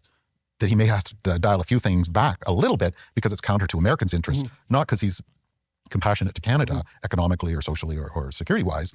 But I think he's said what he is. He believes that they are the empire, that you must pay a tax for the privilege of participating with the empire, interrelated with the empire. He wants to rename the Internal Revenue Service the External Revenue Service, and that people's taxes domestically can go down in the U.S. and that it's paid for through tariffs. And in economics, in prosperity, in a global system, the number one objective is to improve your terms of trade. And terms of trade is really simple, that it's the ratio of the price of what you sell to what you buy. And if you get a better price for what you sell, your terms of trade go up. If you pay more for something that you buy, your terms of trade go down. And that's the whole game, is terms of trade. And we thought that it was about comparative advantage, get out of the way. And America realized that it's about inserting the rent stuff where you get really high rents, which means that drives up your GDP per capita through higher terms of trade. And so their thinking is that I'm going to make you pay to come in here. That's going to enhance the prices we get. And we believe that's going to deflate your currency because it makes, and a deflation of a currency is like a pay decrease. Because it buys less. And you sell it for less too. Right. So that worsens your terms of trade, which benefits America's terms of trade. So they're trying to shift the structure of the global economic system where they become effectively aristocratic and everyone else is some lower economic status entity. And that is an economic logic being played out to Mexico and Canada. The tricky part is there's not a lot more blood to get out of the stone that is Mexico. I think there is a legitimate security thing that they're paying attention to. With regards to the border? Yeah, and there's probably a couple little strategic things they want in the economy, access to the oil system and owning it and so on. But there's a lot of blood to get from the Canadian prosperity because we're a relatively prosperous and rich country, eroding as we are. There's a lot of gems in there to get. So I think his objective, if you weaken it enough, you go in for the gems and you hold it in a subordinate position. Okay, now because that's the economic. Dodo Donate Teller, so Jordan Peterson is anti-Trump now. Yep. His own audience is seeing how much of a fucking retard he is. So, yeah, he's pro-Trump. Oh, yeah, Trump should win. And then now that Trump's a jackass, so suddenly he's a bad guy. Even though he spent months, years promoting him and helping him get elected, fuck Jordan Peterson. Also, his voice got a little deeper. How are you going to impersonate him now if his voice got deep? Well, I guess I'd have to raise the pitch or lower the pitch. Thanks for the donation, Dodo. Logic that is at play here. So it's a dominance logic, fundamentally. Yeah, it's an economic and security dominance logic. Okay. Now, but you pointed out that it may well have a paradoxical effect. So let's go into that. I mean, one of the things I've noticed, because I'm very ambivalent about Trump's maneuvers, because, well, he is a bull in the china shop. I'm angry about it. Yeah, I'm angry about them. Yeah, right. I wake up angry on it because I feel it's wrong at so many levels. So that's my second normative thing. I'll shed it. Now, you be a clinical psychologist, make me feel a little better. And I'm bothered by it. And I think it's going to hurt 1 in 4 people. What about the 1 in 4 people that have food insecurity? Like, for goodness sakes, people need food and a home. And now, really, and you're going to erode the whole system, hurt Canada comparatively more, still hurt America, and vulnerable people are going to pay the largest price. Because what? Because that's how the aristocracy works, and let them eat cake. And as a proud Canadian and somebody that believes in, my dad was an electrician. I mean, these structures, I wouldn't have gone to school. I wouldn't have had this. Yeah, it violates all sense of fairness for me. So that part of it is not cool by me. But we'll go into two things. I would like to know partly, for example, why you are a proud Canadian, why you've stayed here because you didn't have to, and why you think this country is worth fighting for. And then I also want to know what you think about the fact that Trump tromping around has actually seemed to wake Canadians up a bit to help them understand once again that they do in fact have a country, that it might be worth preserving, that we should pay attention not only to the resource economy, which we've done everything to scuttle, but that we should maybe wake up with regard to, these more sophisticated issues that you've been bringing to light. Okay, so let's start with your feelings about Canada. Well, it's a beautiful country. How can you not love the country? I mean, just because I love it doesn't mean I always like it. Yeah. And but you have chosen to stay here to keep your operations. And I've doubled down, of course. Yeah, of course. Yeah, this is my team. This is my country. This is my home. Your job, it's given me so much. And as you said, your obligation is to carry the load you think you can handle. Yeah. So you carry the load that you think is yours, that you can bring to bear. And there's beautiful people who volunteer at food banks, who do many wonderful things in this country, healthcare workers who care for vulnerable, and on it goes. And so I think... and you've poured your efforts into developing the tech economy in the Waterloo area. And my brother-in-law, who's like a tech maven, he thinks that the engineer graduates from this institute in particular are like world top rate. And so you put your money where your mouth is. And it's very rewarding. It's very meaningful. It's a shame to see it sub-optimized, but do you let the bullies and the elite failure of the last 30 years prevail when there's so many good people who are trying to advocate for a better country and a better future? And if I can provide some resources and air cover for them, as opposed to abandoning them, well, morally, what do you think is the right thing to do? Well, why don't we stick to the... And he continues to educate, inspire, and challenge. Coming to the Sedona immersion. One was on a control group. They were just told to, eat, if you can, a low-fat diet. Olive oil was almost the same as the control group that was doing absolutely nothing. So, and then, of the people that started this, and everybody that started this, they could not have clinical signs of heart disease. So over the 4.8 years, these people developed heart disease. And then when it came to diabetes, at follow-up, significant. So, but clinically meaningful. Those are that bad either. Cognitive function. Yeah, that's just AIDS. I'm not watching that. All right, let's play Half-Life 2 Episode 1.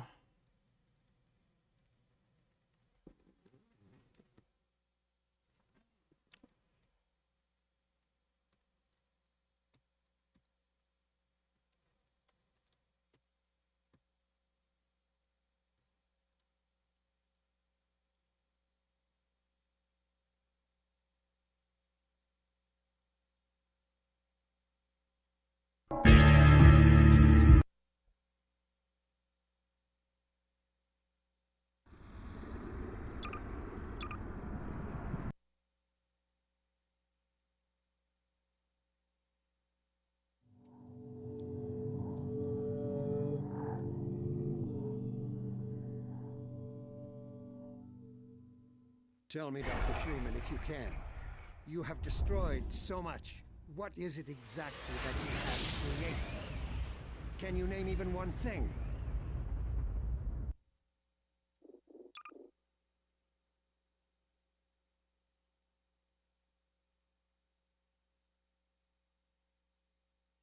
I thought not.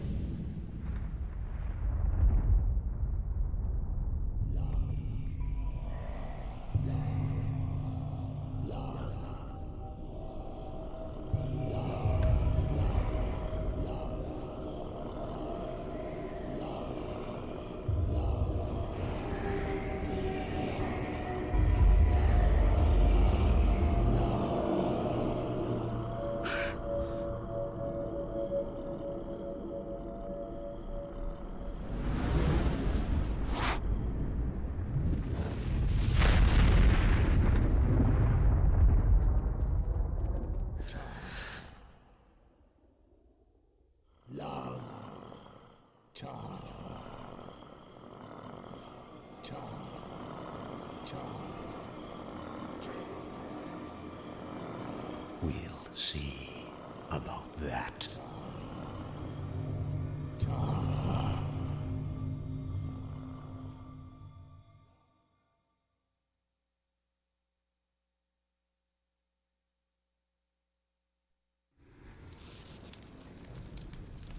He has to be somewhere around here. Gotta be close. Just any luck with your dog?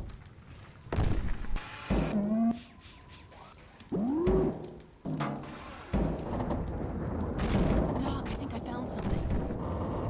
Drop what you're doing and help me over here. Oh my God! Gordon! I was so worried. Hey, the gravity gun. Give it to him, dog. There, Gordon. Dog's happy to see you. I can tell. Okay, dog. Go get the monitor set up so we can check in with my dad. He must be worried sick about us. He was so sure I wouldn't find you here. The Citadel's really coming apart. I still don't know how we got out of there. The last thing I remember is me falling. Huge explosion, and then... Alex, come in. It's my dad. We've been trying to reach him for hours. Willie here said we found you. Dad, come in. Dad, are you there? Alex, come in. Hold on a sec, there's so much interference. Hey, dog, give me a hand with this.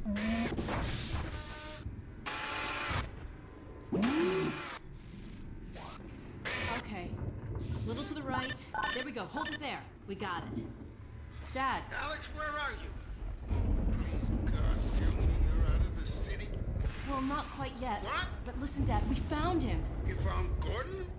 I don't believe it. But listen, you two have to get out of the city.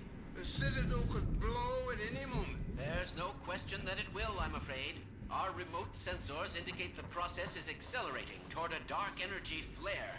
Anyone left in the vicinity will be subjected to energetic events whose effects are beyond my powers of speculation.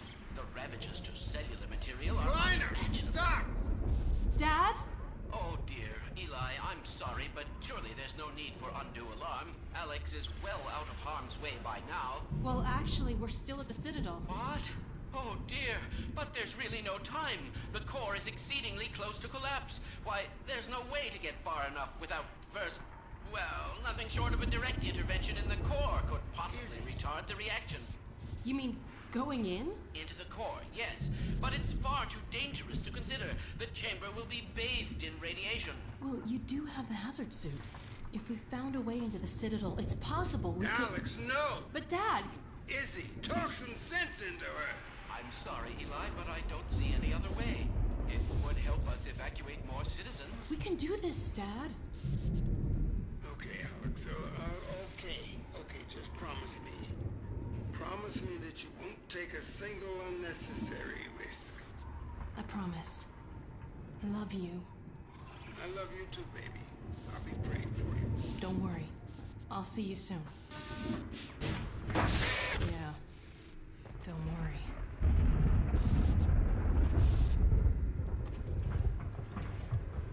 Let's see if we can find a way into the Citadel from somewhere along the rim. Dog, a little help, please?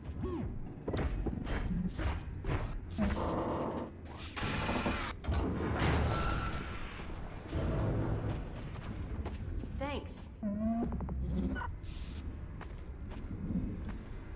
Okay, boy. Pack up and meet us on the far side of this ridge. Whoa. What a drop. After you, Gordon. Careful.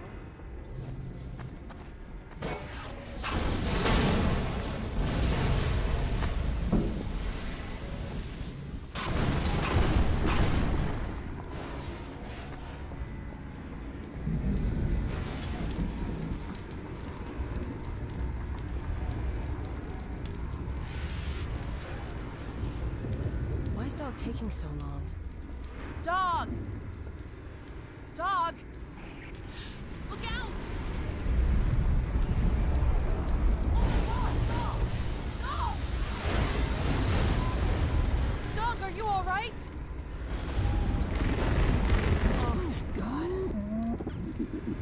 scared the hell out of me. Now stay with us and help us find a way over.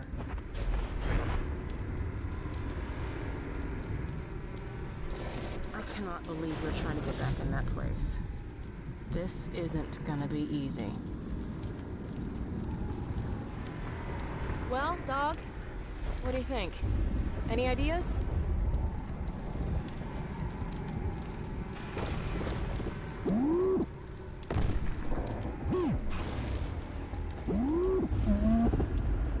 All right, dog. That's not too helpful. There has to be a way to get across. But how? What about... Dog? Dog, where are you going? Was it something I said? Huh? Dog, what are you... I think dog needs a few bolts tightened.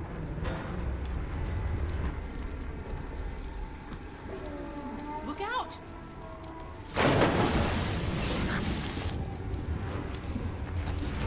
Dog, really, that was a little close. What's gotten into you, huh? How exactly is this supposed to help us? What? Wait a minute. Oh no. You're not serious. Are you?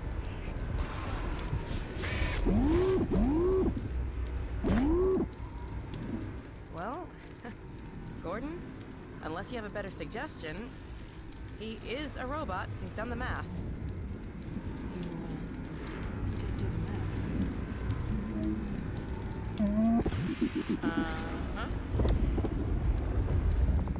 I want you to get out of here as fast as you can.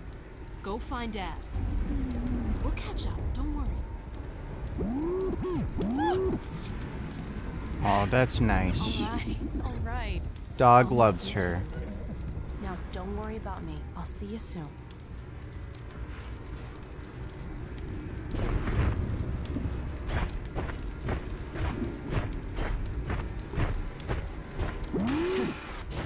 Brace yourself, Gordon.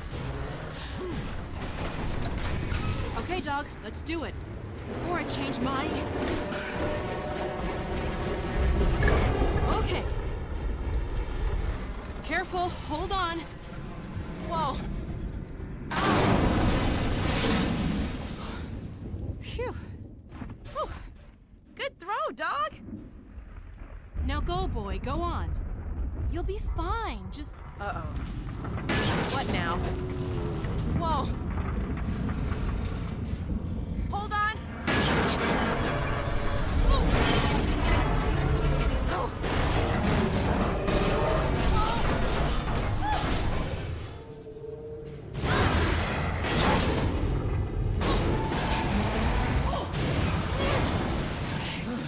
Phew. All right, let's get off before the next ride starts.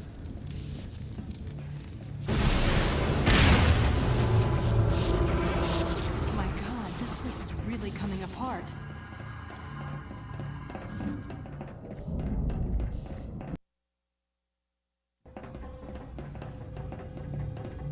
This is unbelievable. I had no idea. Oh, what a drop. We've got to find a way down to the core. I wish we had a map.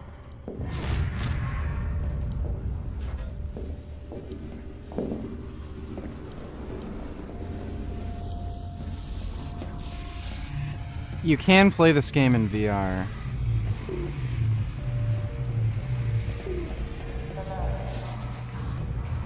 Stalkers.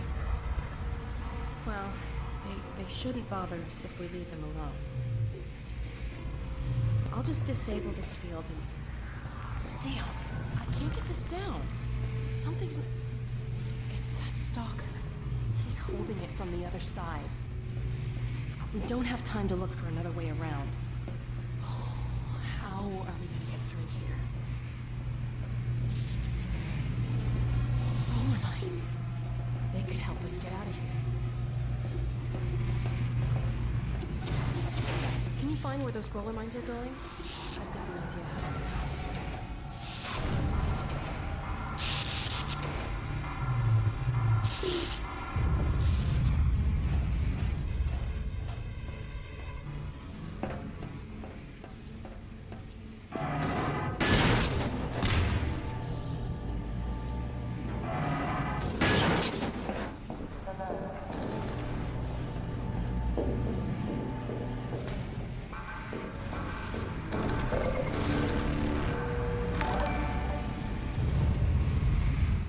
Durian Rider and Jazzman. Yeah.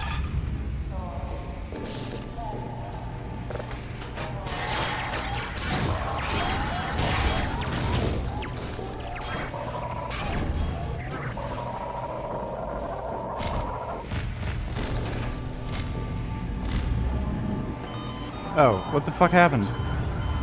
What? What happened? I have no idea what the fuck that was.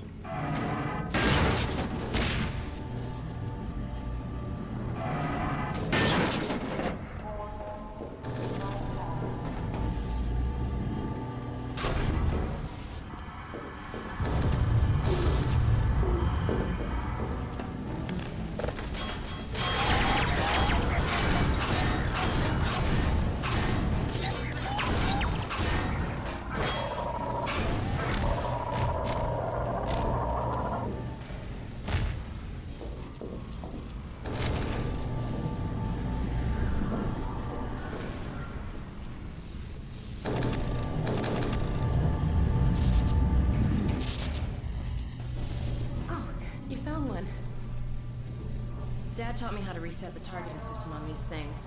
A little extra juice in the right spot, and it's on our side. I'll hold it out where I can work on it. Bring that over here and I'll rejigger it. There it is. It's a lot more unstable, but it should last long enough to take up the stock.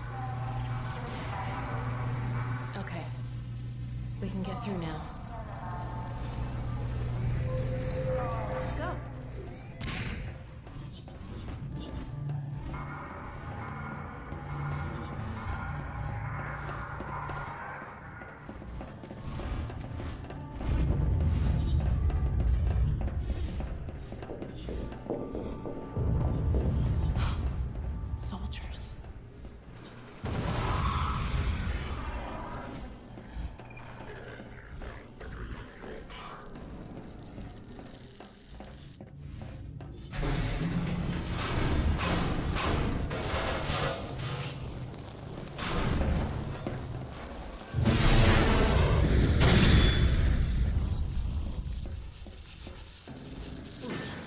Well, that was random. Talk about unstable. I really don't think we should hang around. Damn it! Oh my god.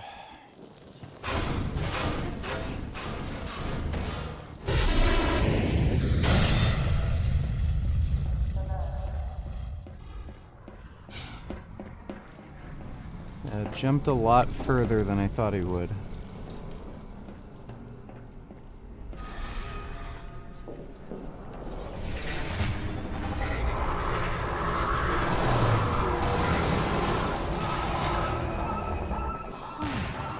We gotta cross through that? Oh shit.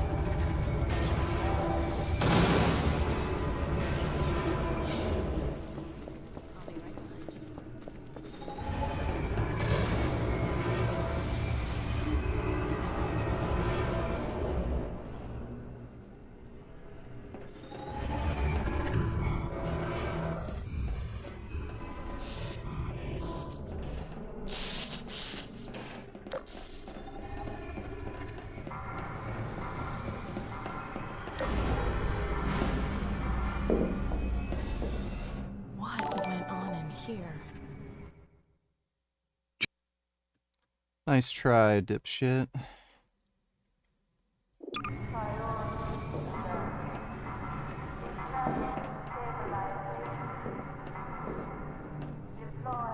What the hell are those things? Maybe this console has some useful information.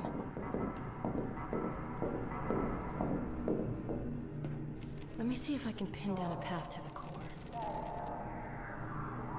Green? How?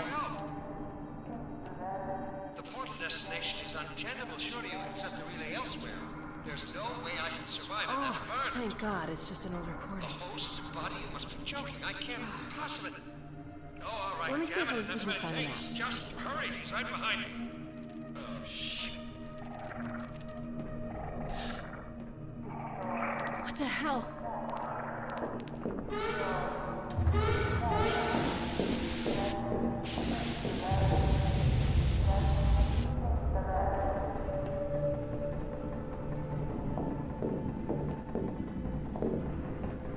Facial animations in this game are pretty fucking fantastic, especially since this came out in 04.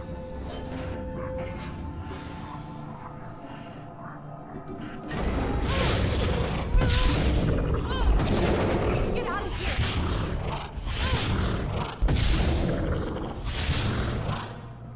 Oh. What the hell was that thing? Whatever that was, it's gone now. Let's get out of here.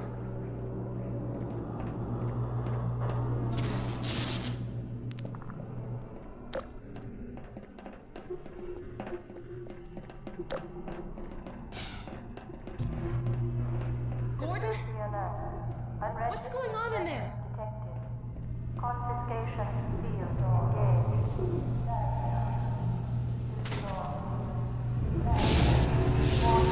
It's doing something to the gravity gun. It looks like it did in Brain's portal reactor. Hey. Super gravity gun. Fuck yeah, dude.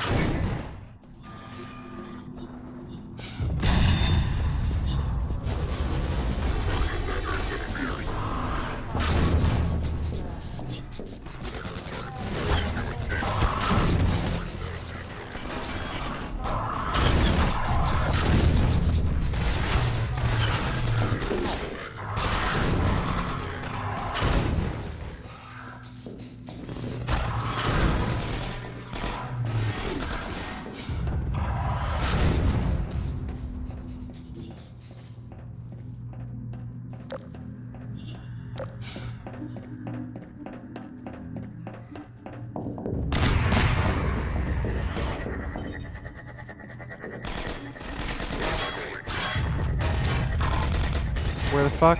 Oh.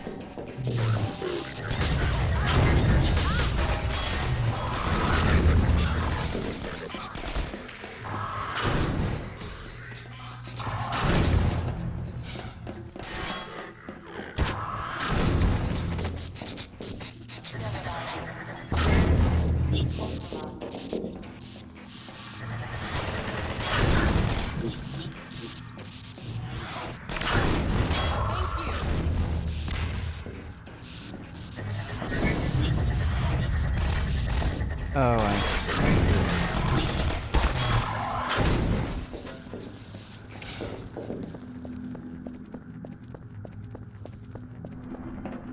Yeah, this is Half-Life 2 Episode 1. It's, it is a new game.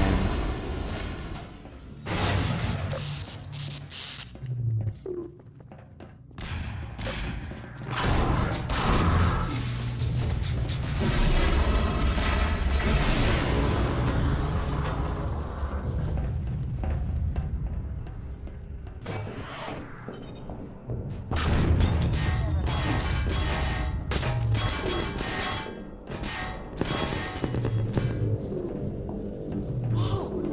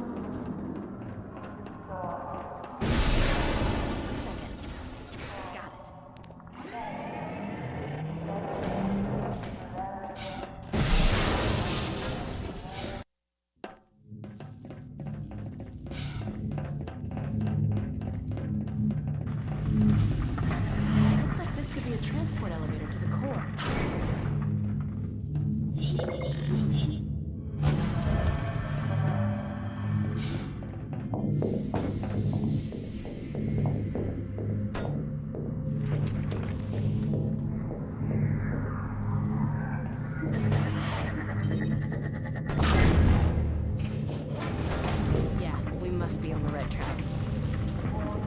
Look up! Watch out! Here comes more!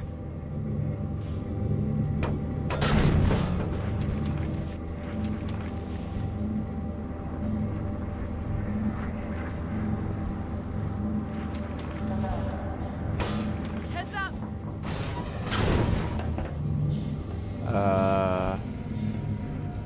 That wasn't supposed to happen.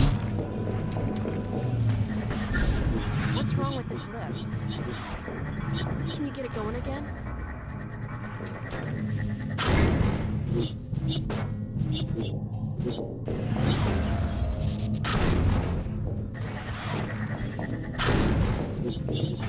Great!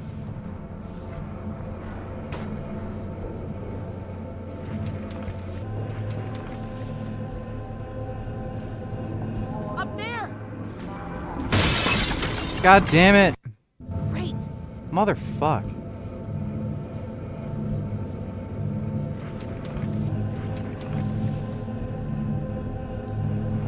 Up there! Why didn't it do anything? Oh my god.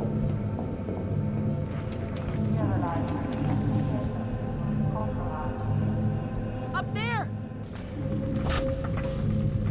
Jesus. Start up again, Gordon. Do what you did last time.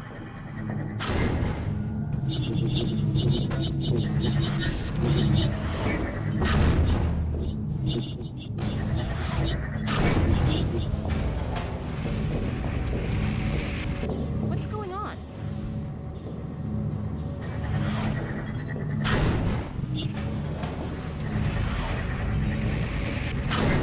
Look, a stalker. What's it doing?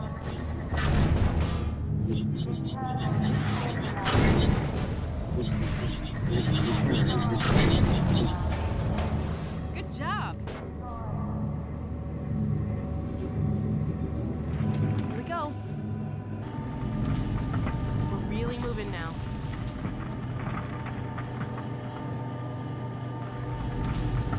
I think I see a stop down below. Let's get off there and see where it leads. Look out! Run!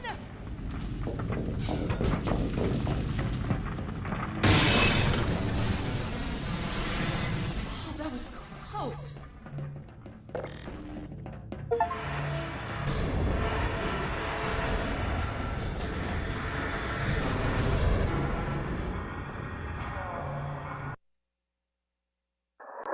This could be it, Gordon.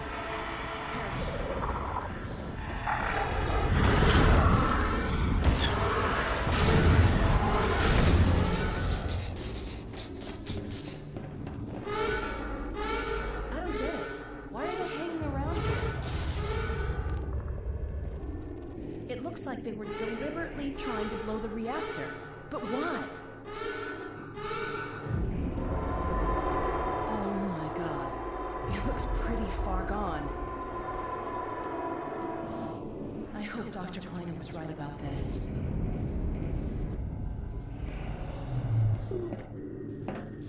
Let's see if we can find a way through the control room.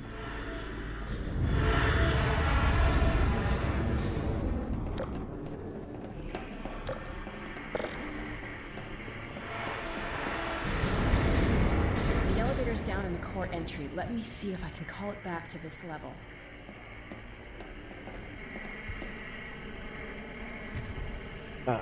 These readings are off the chart. I hope it's not too late to re-engage the containment field. Good thing you know what you're doing. Well, here's your elevator. Gordon, I wish there was something else I could do to help. Hurry back. Oh, I'm coming back for that ass.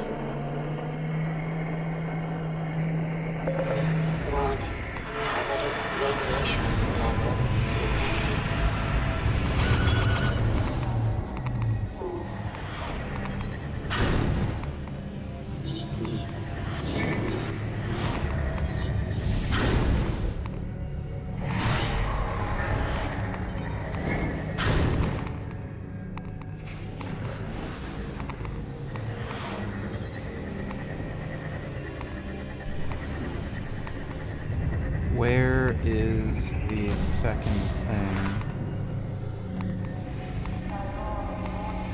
Oh, there it is.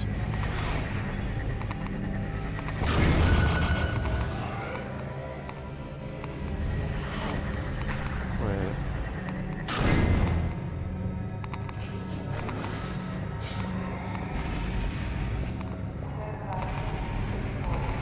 Oh, I see.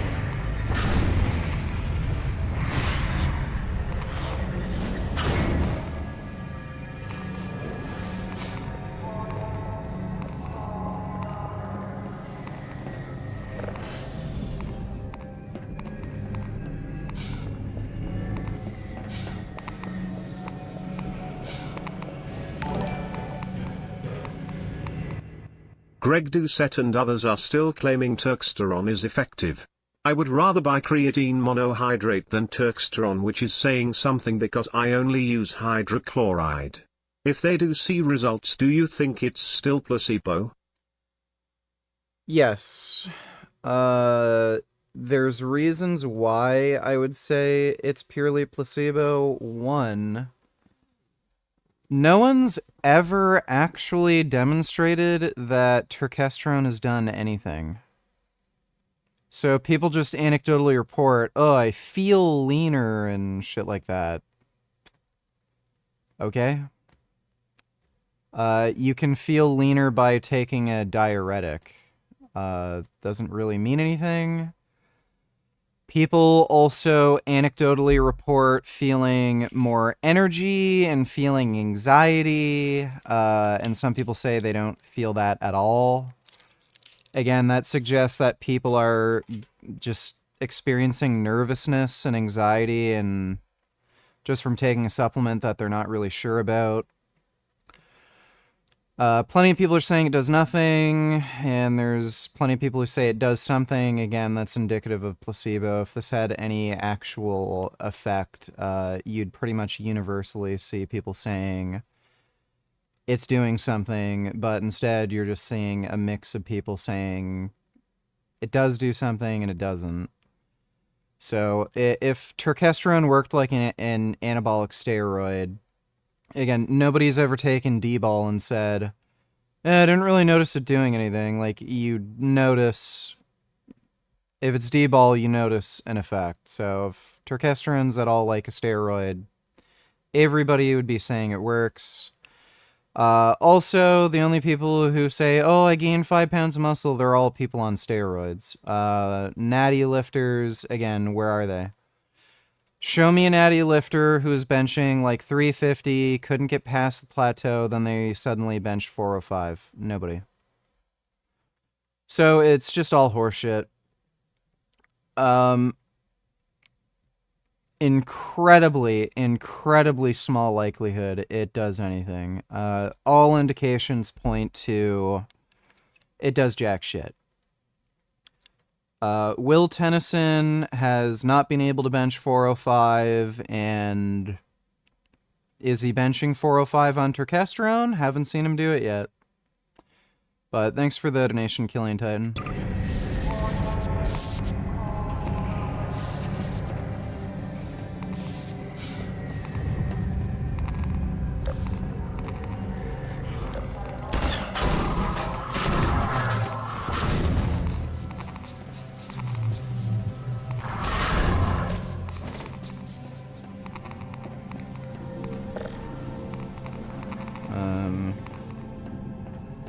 Oh, I see.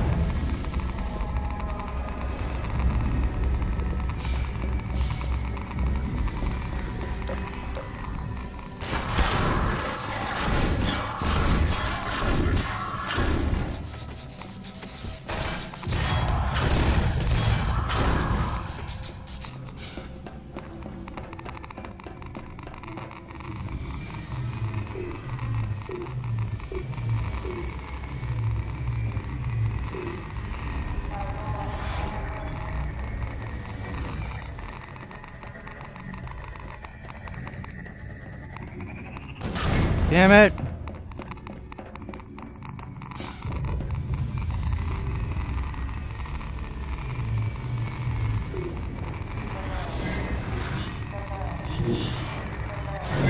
Damn it.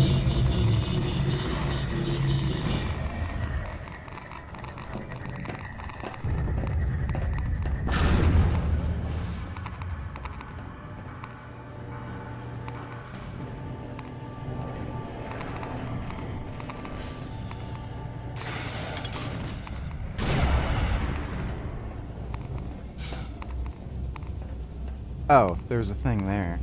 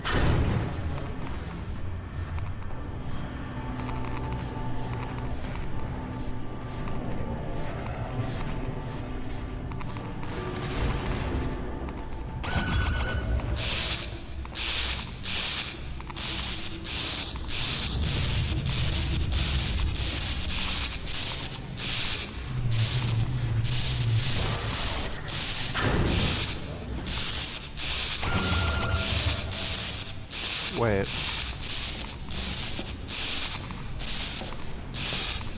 Who's doing the thing?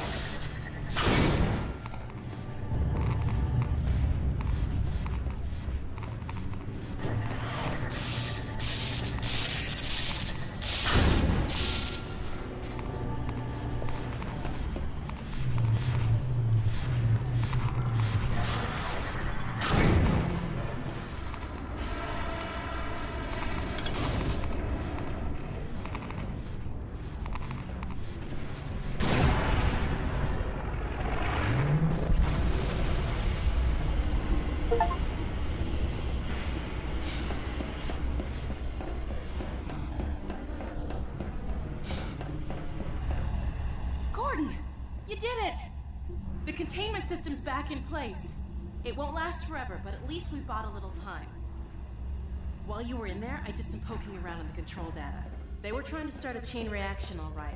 But destroying the Citadel is just a side effect. Since we took out Brain's reactor, this is the only way they have to send a transmission packet back to wherever they came from. I can't tell what the packet contains, but it's important enough that they're willing to sacrifice the whole Citadel to send it off.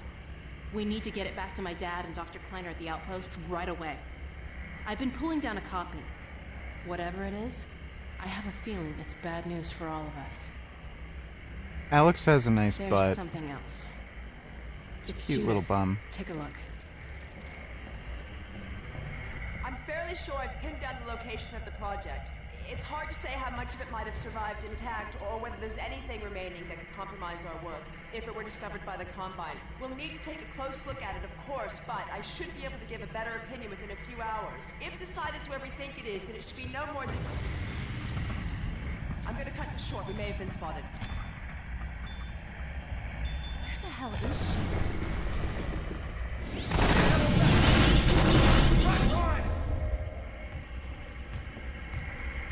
She's in serious trouble. We need to get this and the transmission packet to my dad. He'll know what to do with it. The packet's done copying. I've got it right here. Now let's get the hell out of here. Uh-oh. I think they felt that. I've secured an exit elevator. It's this way. Come on!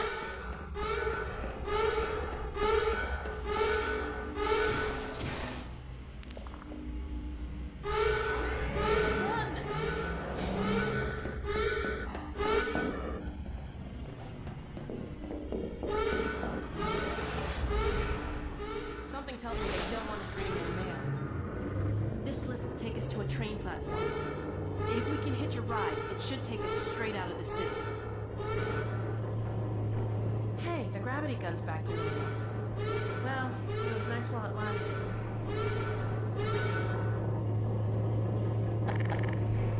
Don't have a piece, unfortunately.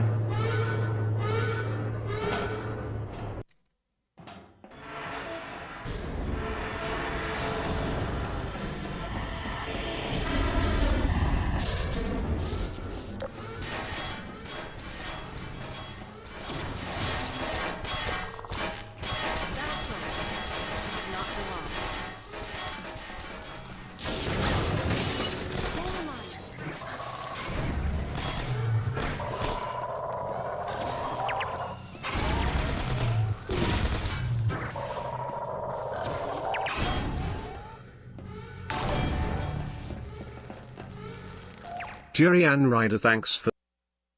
You're a jackass. Thanks for the donation, dipshit. Company. Won't be expecting this. Get ready.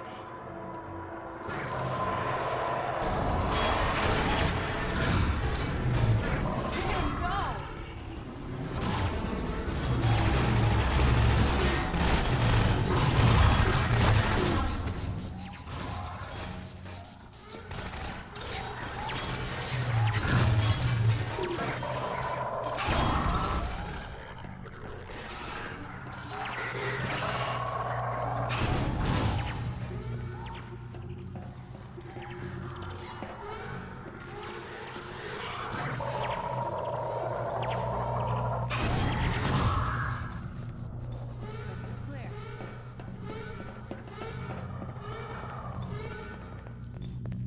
This is our train. Let's get in. Come on, let's get in.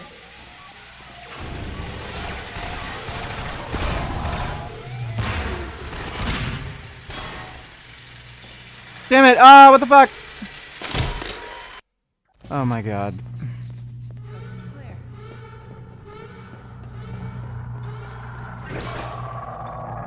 This is our train. Let's get in.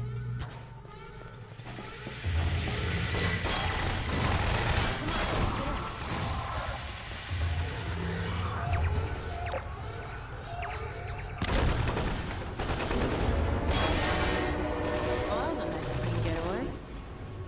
I don't know what's in this copy we made, but they're not thrilled about us having it. You know, all things considered, we're not... Oh no.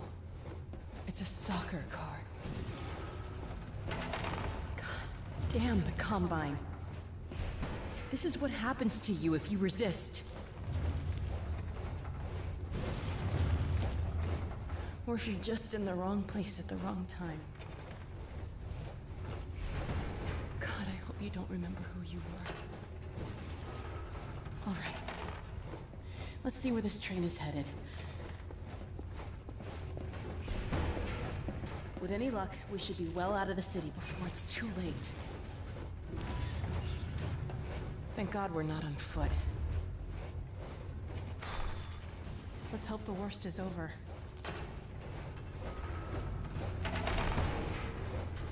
It looks like you saved our lives again. What's that? Yeah, basically any game that has a good-looking female protagonist, there's gonna be porn.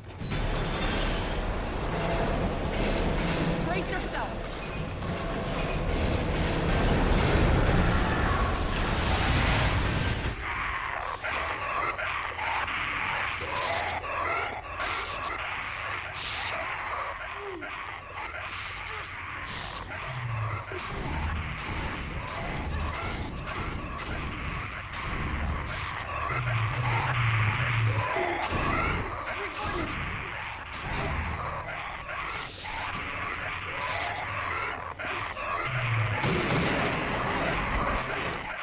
Gordon, help me!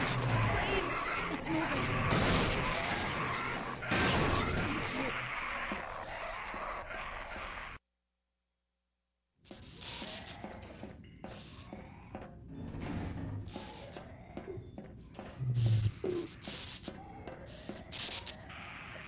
Are you coming out here, or what?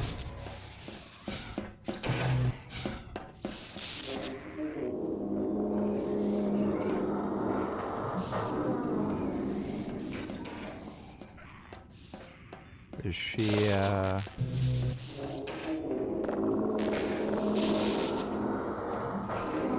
Oh, God.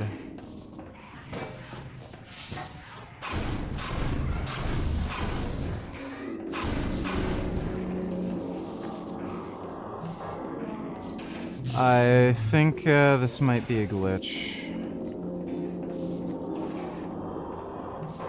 Yeah, Alex isn't coming out of the fucking car. Holy shit, dude.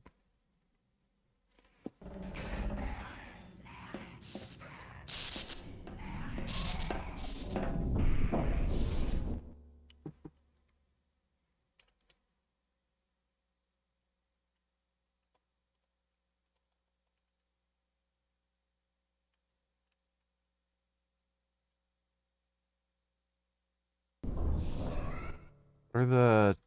Let me see.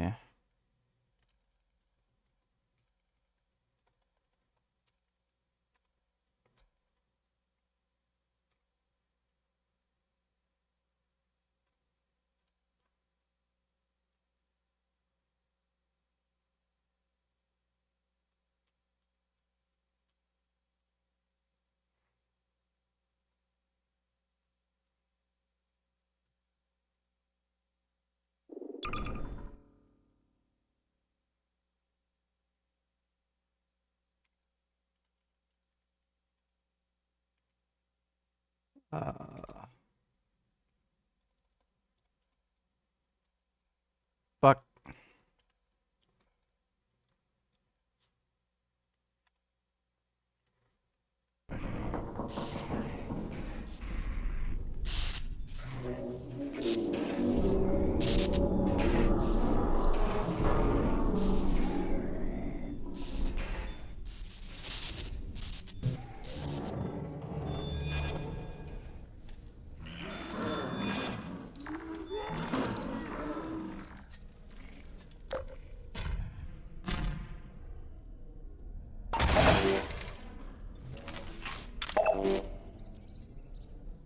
Where in the fuck?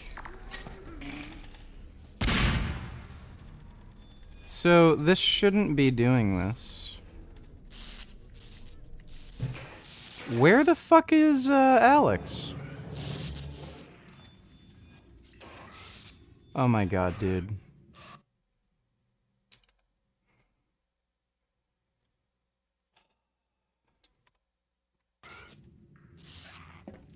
Why the fuck?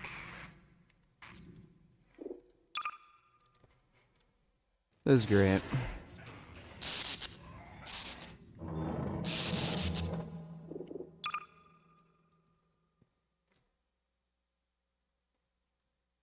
Great. Alright, well, I'm just gonna try to get to bed. Game isn't fucking working again. But big thanks to everybody who donated to Streamlabs. Really appreciate it. Should be streaming later today, so we'll see you all then. And sweet dreams. I'm gonna go piss and try to get some sleep.